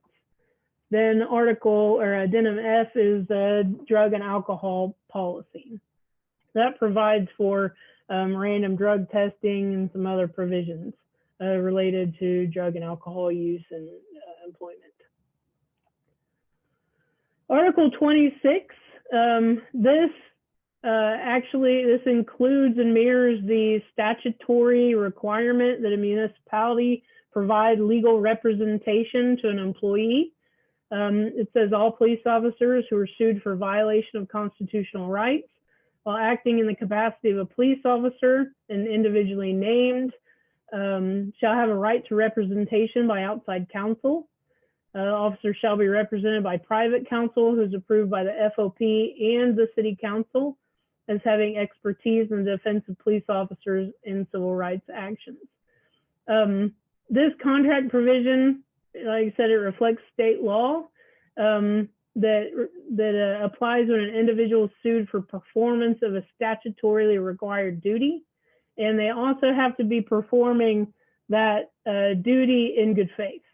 So all representation of employees, if they ask for, there's a process that employees must request representation provided by the city. Those requests for representation are presented to City Council and voted upon. If we do provide representation, then it has to have been approved by City Council. There are certain public employee rights that are contained within the collective bargaining agreement. And there's specifically some contained in the Police Officers Bill of Rights in this contract. There are 3 U.S. Supreme Court cases that dictate the rights of a public employee that are different than private employee individuals who are privately employed. The first of those are guarantee rights. This is a right that says employee has the right not to be compelled by their employer to give a self-incriminating statement about a potentially criminal matter. This is an exercise of everyone's First Amendment or Fifth Amendment right against self-incrimination. Once an employee invokes their guarantee rights and makes a compelled statement, that statement, and this is important, that statement cannot be used as evidence against the employee in a criminal prosecution. What that means is that, say, there's something happens in the course of employment that could be a crime. As the employer is investigating that behavior of their employee, then they could, if they compel a statement by the employee under threat of loss of employment, of termination, then the statement that is derived from that that investigation, that interview, cannot be used in the prosecution of that employee. It doesn't mean that the employee can't be prosecuted by the prosecuting authorities. So in the case of Oklahoma City or Oklahoma County, the DA's office, or any of the counties, the district attorney, it doesn't mean that they can't be prosecuted or charges can't be filed. It just means that the statements that are obtained through the employer's interview can't be used. Weingarten rights, that means an employee has a right to union representation when they reasonably believe that an investigatory meeting may result in discipline. The employee must request union representation. So that basically means that an employer interviewing an employee related to potential wrongdoing in which they could be disciplined for, we cannot deny them representation by the union. It's up to the employee to ask for that representation and arrange for the employee to attend whatever the interviews are, or whatever hearings or procedures happen. Loudermill rights. Loudermill rights is the declaration that public employment is a property interest and is therefore protected under the 14th Amendment of the U.S. Constitution. So think of your 7th grade civics. There can be no deprivation without due process of law. An operation of state under the color of law cannot deprive an individual citizen without due process. So that applies that right to public employment. It basically says this U.S. Supreme Court case said that a public employee's employment is a property right, and they're entitled to due process. So an opportunity to be heard, an opportunity to be confronted with the evidence against them prior to deprivation of their employment. So just simply speaking, it means hearing an opportunity to be heard. So that gets us to the Police Officers Bill of Rights. This is Addendum E of the CBA. The Police Officers Bill of Rights is, these are provisions and conditions and procedures that have been negotiated for inclusion in the FOP contract. It provides the conditions and procedures for interviews, interrogations, or requests for written statements related to allegations of misconduct. It doesn't apply to routine questioning or inquiries of officers by supervisors during the normal course of duty, unless disciplinary action may occur as a result of the activities. So if it's just a supervisor saying, hey man, why didn't you go and report to, this corner to see what was going on there? Unless it could rise to the level that that officer could be disciplined for failing to perform his duty or assignment, then the police officer's Bill of Rights doesn't apply. Section 2D of the police officer's Bill of Rights incorporates those Weingarten, Loudermill, and Garrity rights. So those are the rights that are already afforded to public employees by law, that are incorporated in the police officer's Bill of Rights. Section 5 more specifically provides guidelines to ensure that FOP members receive predetermination due process pursuant to Loudermill. So there are just certain procedures and processes that have to be followed when a police officer may be subject to discipline. So those are just specifically delineated in the terms of the contract, maybe fleshed out a little bit more than required in the FPAA. But there's still elements that are required by law, that we have that grievance process and those due process rights. Article 8 is the grievance procedure. This provides the mechanism for fair and expeditious and orderly adjustments of grievance and settlement of disputes involving the interpretation or application of the collective bargaining agreement. The FBAA requires inclusion of the grievance procedure. It provides the framework by which the grievance process shall proceed. It defines how a grievance can be filed, who can file a grievance, what the obligation of the employer is to respond to the grievance. It provides time frames within which all of that has to happen and the consequences if that's not followed. And then it also defines the authority of the arbitrator who sits as the fact finder during a subsequent hearing. So think of an arbitrator as a judge. The steps of the grievance process for the FOP is the step 2 is if the grievant has to discuss it with their supervisor really first is the first step. And then if that isn't resolved, then they go to the department director, in this case, the chief of police. And then the employee confirms that the FOP CBA grievance procedure is the process selected for City of Oklahoma City employees. There's a grievance procedure included in the personnel policies. So a city employee covered by a collective bargaining agreement has the choice to proceed under the terms of the collective bargaining agreement, grievance procedure, or the personnel policies grievance procedure. The difference between the two is kind of who has the final say in upholding the grievance, sustaining the grievance, or denying the grievance. The employee cannot proceed through both. They have to choose at this point whether they want to do the personnel policies or the CBA grievance procedure. Step 3 is the chief of police and the grievant has the opportunity to conference and the chief issues his response to the grievance.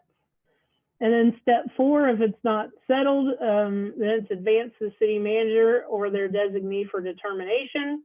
And then the parties can mutually agree to go to mediation, which rarely, if ever, has happened, or then proceed to arbitration. In the FOP contract, the FOP executive board forms a grievance committee to decide whether or not to advance the grievance to arbitration.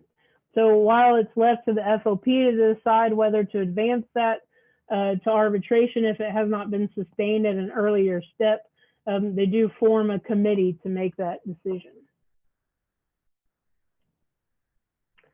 So that's from a high level, basically the FOP contract. I'll turn it over for questions, or if I don't know if our FOP representatives had any questions or statements to make. Okay, Mark, do you or John want to make any comments at this point? I will, Chief. I mean, really, I would try to address any questions anybody might have. It's probably easier to do that than trying to go over everything she just talked about. I agree. So any members of the task force that have any questions about the matters that we just discussed?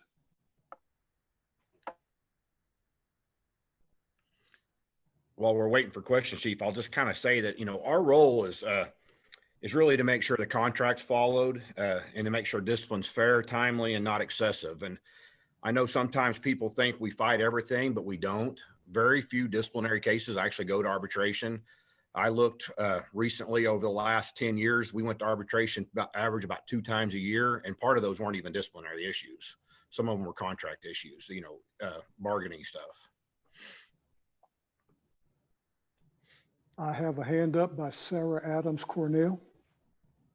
Hey everyone, just want to thank Paula for that overview. As someone who is not, this is the first time, I mean, I checked out some of the things. I am really overwhelmed by all of that information. Like, I think I got maybe a fifth of it, maybe, if we're lucky. And I just, I'm feeling overwhelmed. Like I maybe should have understood more of what I was hearing, but hopefully you'll be gentle with us as we go through this process. I'm going to have questions as I process through a whole lot of information, but just wanted to say, like, that was a lot at once, and I appreciate that effort, but I'm not sure that I took it all in, and just want to be real upfront. I certainly understand that, Sarah, and you will see as we go along when we come up to recommendations for things. Why don't we do it this way? Why don't we do it that way? Can we do it this way? Can we do it that way? You'll understand the importance of what our choices are by this information that we just provided you today. So it will come. I understand you being overwhelmed. I was too, and I've lived it for 33 years. I would say too that to your point, Sarah, you're exactly right. There's a lot of information. We sat down and went through with some of the council members with this, and I was kind of relearning things as I went along, and I've seen this for quite a while as well. And so I really do appreciate that perspective. Now, we will also make, in addition to the FOP contract and the Fire and Police Arbitration Act being available to everyone, I think was sent out by email, that I think we'll have these presentations that Paula provided, that we'll have those available as well, which is a summary. It helps to summarize that and helps you focus on that. So we'll also make that available. But along the way, that's really why Paula and Amanda are on here, to participate with us, to help us understanding different pieces of this. Mark and John are actually on the task force, but still available if we come to questions. So absolutely, we're going to understand that no one else is an expert on this besides maybe a couple of people that are on this task force. And so, yeah, I agree with you. Yeah, Paul is an expert. Yep. But I think too, like if I'm kind of understanding correctly, that this was all given to us as a way for us to understand how the policies are going to have to change, and that the flow that has to happen in, and it's challenging for me just because I think that is an incredibly slow process that we will have to deal with, if I'm understanding correctly, to make changes. And I'm hopeful that there's a way for us to not have to get into something to where we won't see actual change for like 3 years. I'm just hoping that we can somehow be creative about that. And Sarah, that is totally dependent upon what the change is and whether or not the bargaining association disagrees with the change, or whether they want to make changes to it that have to be negotiated. Yeah, and Chief, I'd like to add that what you'll notice is through Paula's presentation, a lot of this stuff is not even guided by our CBA. It's guided by case law and Supreme Court rulings. And a lot of the rights and a lot of the ways we do things is because that's the way we have to do them. Some of that stuff can't be changed. I mean, I'm not saying there is things that can be changed, but a lot of it can't be changed. That's really hard to hear, like as a group coming together to make change. You know, it's one of those things where I feel like we have to have some kind of hope for, then what are we doing? You know, why are we here if you know, we're saying that we may not be able to change anything, where it may not change at, you know, for years and years. I feel like this group is here to also offer alternatives and pathways to that, that are outside the box of some of the things we just heard. What else? When I said that, I mean, things can be changed as far as due process rights and arbitration process, the Fire and Police Arbitration Act. Some of that stuff can't be changed. Obviously, our internal policies and a lot of things we do can be changed and can be talked about. I just wanted to point out that a lot of the things we work under that's the way it is. That's the law, and it's been established over time. And we all know that's very hard to change. But our internal policies, absolutely, that can be discussed and is easier to change than some of the things we just heard about.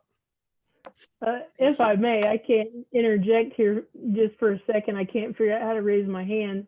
That, you know, to mirror, you know, what John is saying and what Chief Barry is saying is that, you know, there are two different things, and you're absolutely right that the reason why you're presented with this information is because as ideas have been floating around, and I've been attending the task force meeting, so I've seen, you know, what you guys are interested in, what you're discussing, what's floating around, and it's like, well, you know, there are parameters, there are, you know, like I said, the rules of engagement.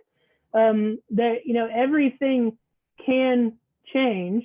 There's just a process to do that. So as far as the Fire and Police Arbitration Act dictating, you know, what is contained in that contract, really, you know, there are only certain things that are concrete in there.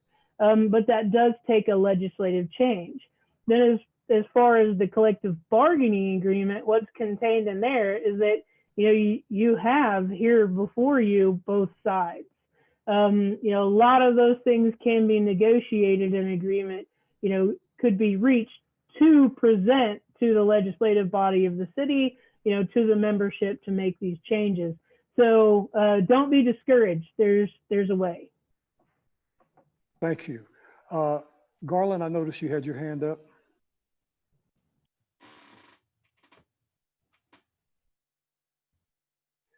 You're muted, Garland, if you can unmute. Can you hear me now? I can hear you now. Okay. I say, based on her last comments, where there's a will, there's a way. And the whole purpose of any and every and all of this to begin with has everything to do with change. If we want to get from number 2 to 22 to 32, it has everything to do with change. And so that's where the negotiation with the FOP, as well as the citizens, as well as organizations come in, is that we have a will, a want, and a desire to fix, change, and correct where we at in order for us to move forward. You are exactly correct. Thank you. Tim Tortibono, you have your hand up. Well, I just, Mr. George, if your point about case law, however, this group could identify legislative issues specifically related around some of that case law that could be presented. I mean, that's part of this process, is identifying the issues and figuring them out. Are they municipal related that the city council can act on, or the FOP, or is it larger than that? And then as a body, try to recommend some sort of legislative change that would be within our process, right? That's correct.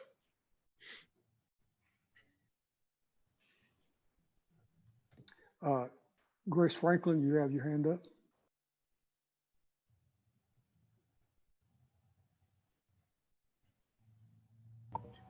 Yes, I did, but I think Tim kind of touched on what I was saying. I'd like to say thank you for the presentation.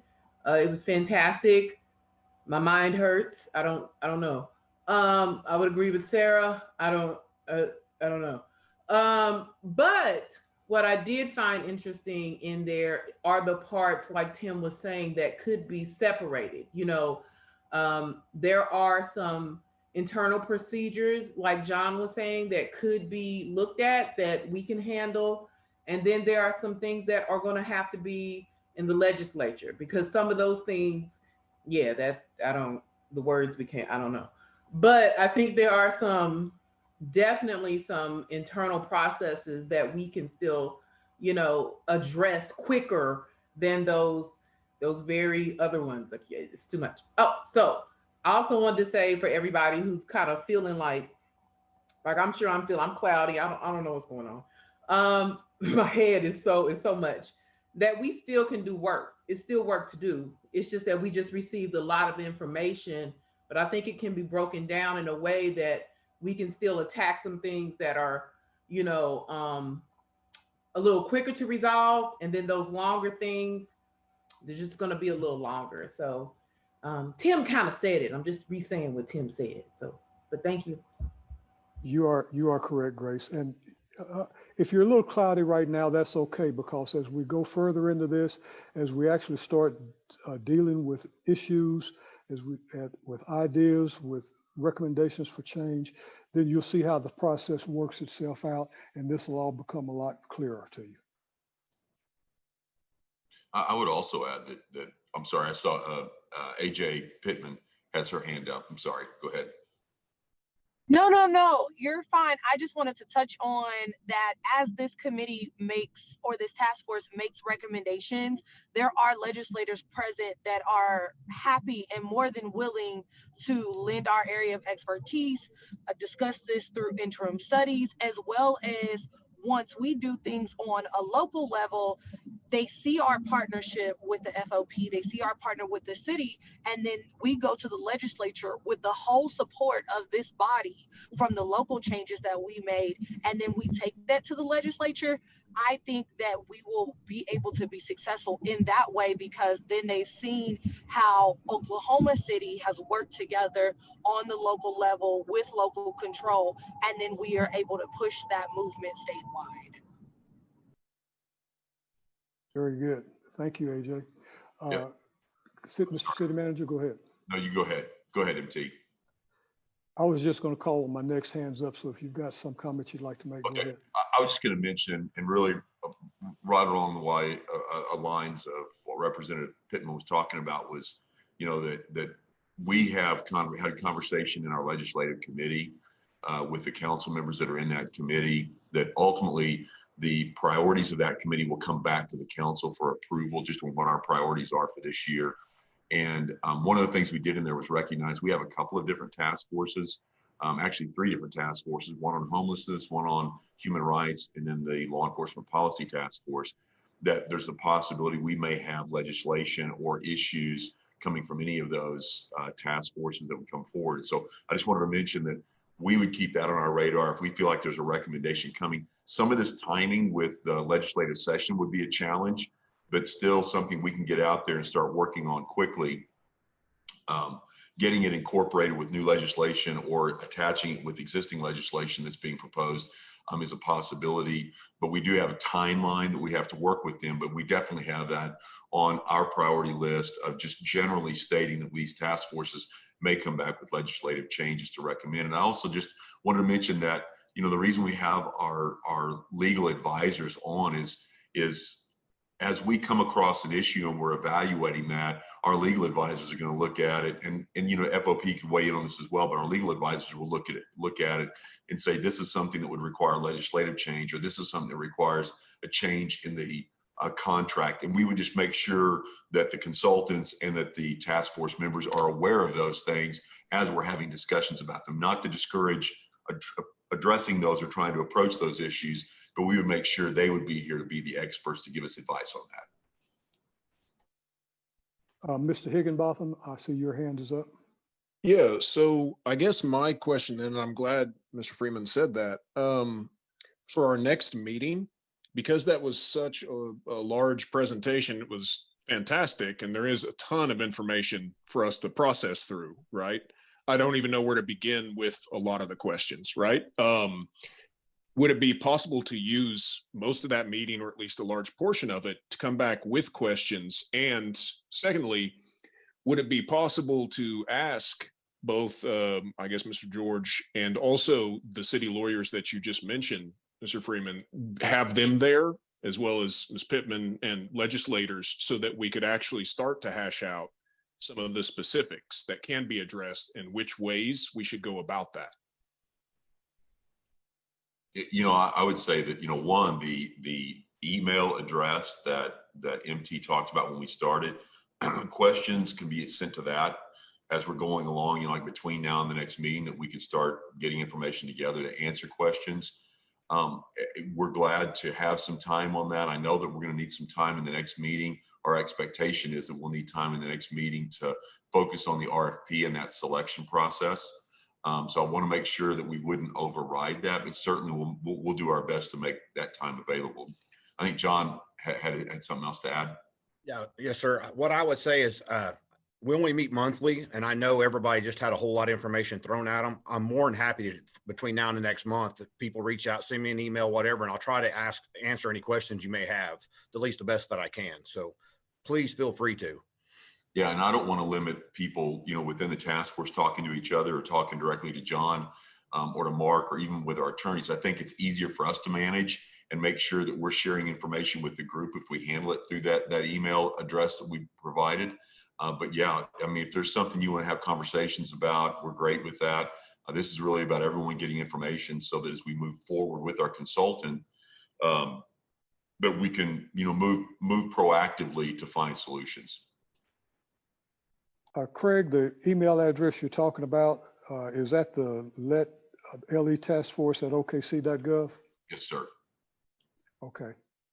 Everybody, I did not mention this at the beginning of the meeting because I thought this was for citizens who might be watching the meeting who wanted to ask a question or make a comment. And so the address that he is referring to is L is in Lincoln, E is in Thomas, E is in Edward, Task Force for Law Enforcement Task Force at okc.gov. LE Task Force at okc.gov. Yeah, and I'll talk with Sharita and with Andrea, and if they decide we want to do something different to designate task force member questions, we'll let you know that. But I think right now, if you want to use that, I mean, obviously you can reach out to any of us individually. We'll work through that process. But it was just easier for us, both from the citizens and others wanting to ask questions or provide input, so we could consolidate that information for the group. Okay, I have two hands still, and Garland, I saw you waving, so go ahead. You are muted though. In order for us to get there a lot quicker than later, I think it's to our advantage to communicate with each other in advance of, and then provide that type of information to the group when we do come together. Just an example. So now, when you don't know, you ask. So now, right now, if we have a process or a procedure, now we have an incident or an event that is taking place, if we can fix, solve, and resolve that in advance of these particular meetings, I think that's to all of our advantage. And then we can share that information as to how it was processed in some form or fashion. Does that make sense? In other words, just like we had comments about the activity that took place at the library, if we can communicate in advance of one of these particular meetings, it's to all of our advantage. We can say that a particular issue took place, it's been resolved, or it's been addressed, or it's in the process. It helps all of us understand that we do have some transparency. We do have some dialogue that are being worked on, worked through, or worked at. Because when we have incidents or a situation, and then the incident is just passed over or ignored, or not saying that it's even being addressed, I think that's where we have our breakdown, or where we have our shortcomings, or when we have a misunderstanding in some form. Does that make sense? It makes sense. I understand what you're talking about. And Yeah, I I agree. would say too that for us, you know, really the Citizen Advisory Board serves that capacity that, you know, if we're talking about an individual incident that happens and we have a question about that, we can deal with that like we would any other issue, like if there's a citizen complaint or something like that that's filed, not as a part of this task force. The task force itself is really focused to particularly those two policy issues that were put in front of us by the mayor.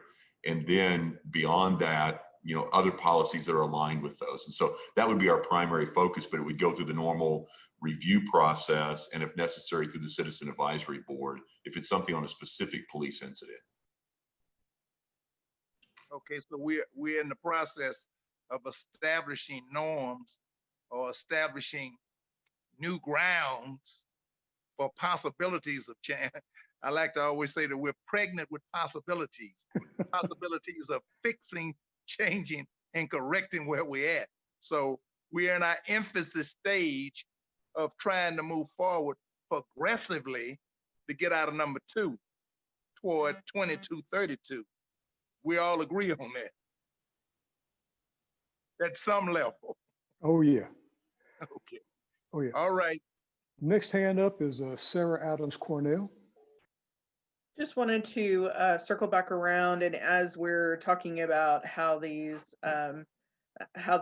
flows work, how these processes work, that we're also developing a list of some kind, whether that's, you know, I know that whenever we met initially with Kent talking about our RFP, a lot of those issues started coming out.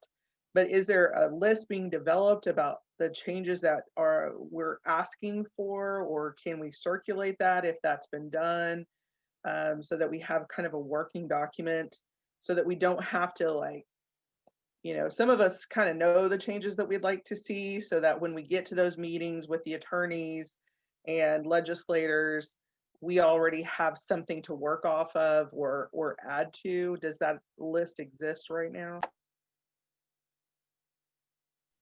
There's not a specific list. I mean, we've had several comments that have been made. We haven't developed a specific list. I think, again, if someone wants to make a recommendation for something they want us to look at, we're going to be focused on those 2 priority areas with our consultants. We could certainly make sure that we incorporate those with the consultants. We tried previously when we had the discussions about the RFP, there was information, we had the list of information and requests for things that were to be incorporated. We have that information, and then we incorporated all that we could in there, some specifically, some more generally, into the RFP itself. So we wrote those into the RFP for the requirements of the consultant. And then as we start going through the process with the consultant, we will identify if it's an issue for a policy change that's related to those 2 primary areas of policy that we're to look at on that. So certainly we'll look at all the different options that we have and make sure we have that information to the consultant as they're looking into it. Thank you. Councilman Cooper.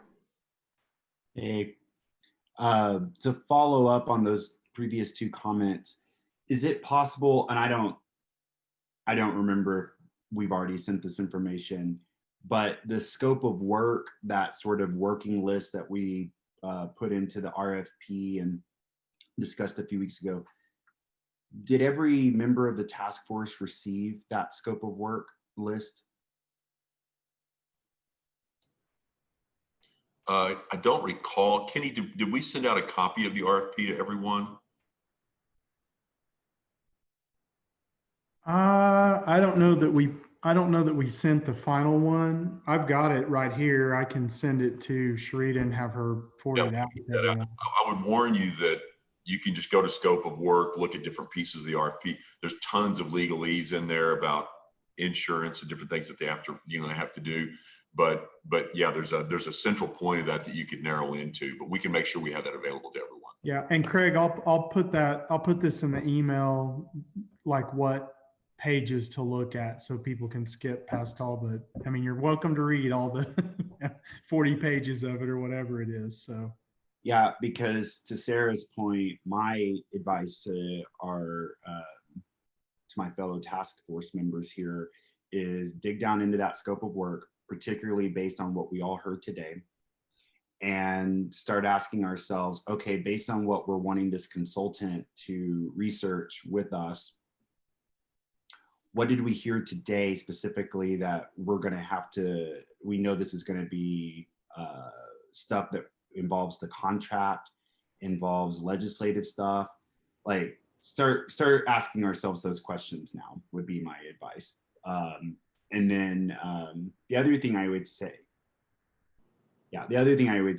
to everybody, a lot of what you all just heard, as Craig pointed out earlier, was a presentation that I really want to thank Amanda Carpenter, Paula, for, you see what I did there?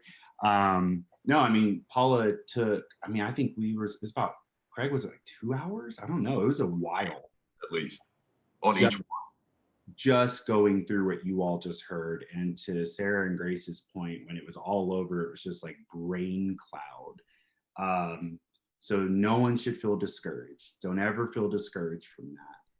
That's why I'm saying go back to that scope of work and start asking ourselves now, based on what I heard today, what questions are arising here? What does it sound like we're going to have to try and address through the FOP contract? What does it sound like we're going to have to try and address legislatively? What does it sound like we're going to have to address through the municipal level? And if one is unclear about where we would address that, then write that question out. Like, well, where will we be addressing this? Like, there's no question too dumb. Like, there just really isn't. Like, ask where do you see us addressing this, is what I would advise everyone to do between now and the next time we meet.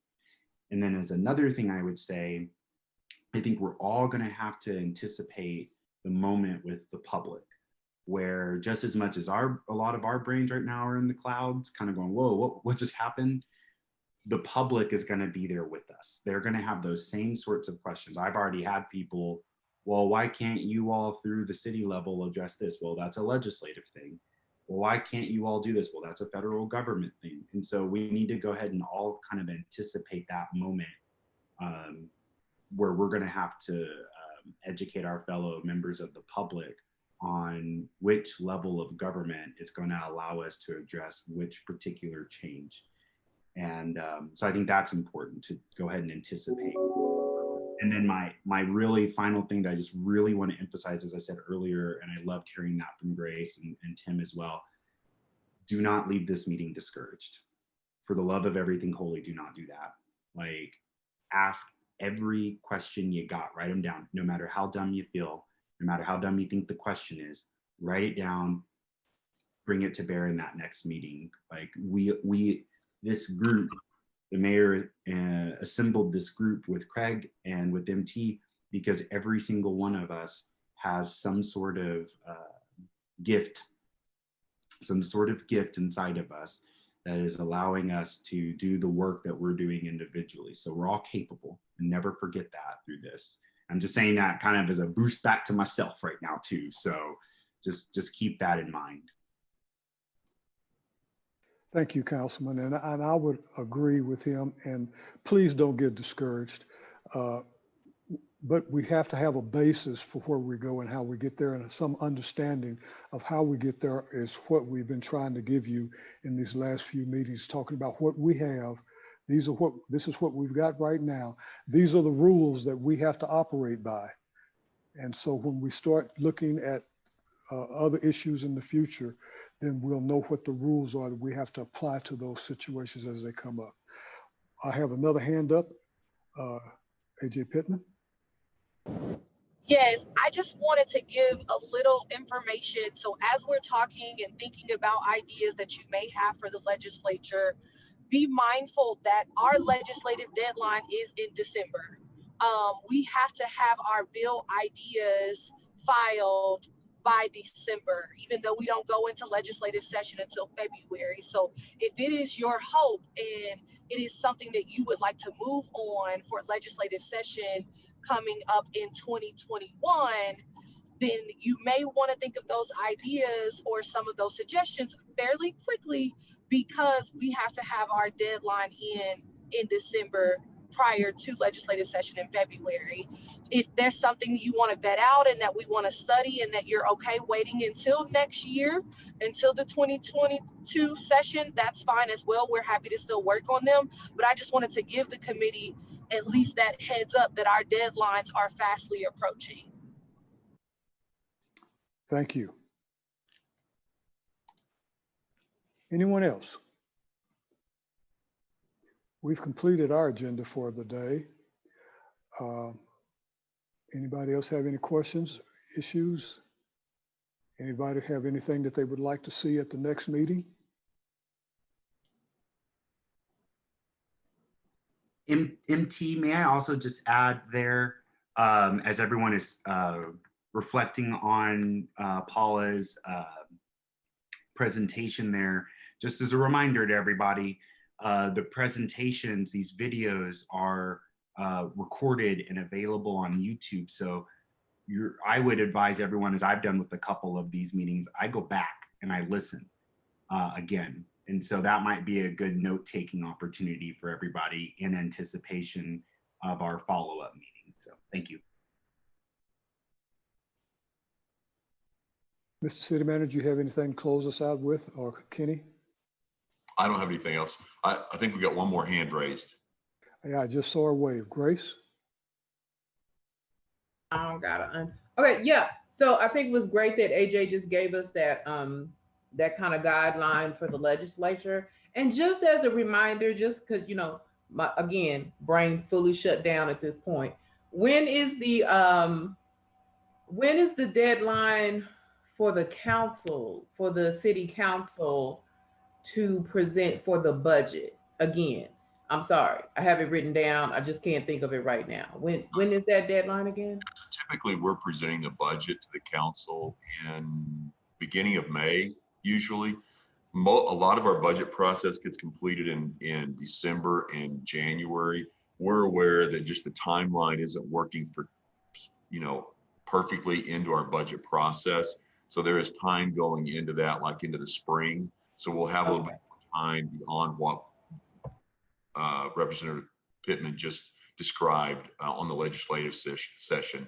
One of the other things I would say on that as well, on the legislative side of it, is that if there's an existing bill that's submitted, and I think the House and the Senate are looking at some law enforcement reform.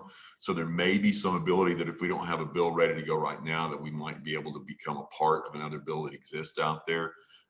We want to be careful and thoughtful about what we're bringing forward. So I know the timing isn't working out perfectly with this, but it's something that we're gonna have as a priority to try to address anything that's coming as a recommendation from the task force, whether it's from a budget standpoint or from a legislative standpoint. And if it's a legislative issue as well, it would need to go to the council to be a priority. I mean, it's like our role is to advise the council, provide recommendations to the council so that they can set the priority or, get us started working on legislation.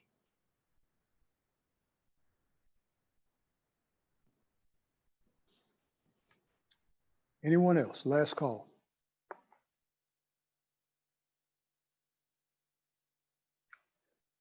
Thank you, everybody. I appreciate you all participating today. Any questions, things that come up between now and our next meeting, feel free to contact us. And again, the email letaskforce@okc.gov. MT, I'm so sorry. Looks like Garland raised his hand. Okay, I don't see Garland on my screen. Go ahead, Garland. You're muted. How soon will we get that update from the legislators with their considerations as far as recommendations for change? AJ, you still there? Yes, sir. We're not. I was under the impression that you were giving us suggestions of things that you wanted to change, not us offering you. I just was letting you guys know that if we agree on some legislative changes, that our deadline is fastly approaching in December. I didn't know that you wanted us to give us an update. Now, if you would like that, I can get with my colleagues and we can do that. But I was under the impression that the committee would give us recommendations of legislative Okay, changes. well, I guess we're gonna have to do that two ways then. You all can provide us what they have at the national level that they're trying to implement, that's nationwide changes, and we put both of those together and we'll see where we're at going forward. And text that information as far as where you provide us with that email address that you were talking about. I Barry. can Text it. email that out. I'll email it out, MT. Okay, Thank you. thank you. Thank you, everybody. Meeting is adjourned.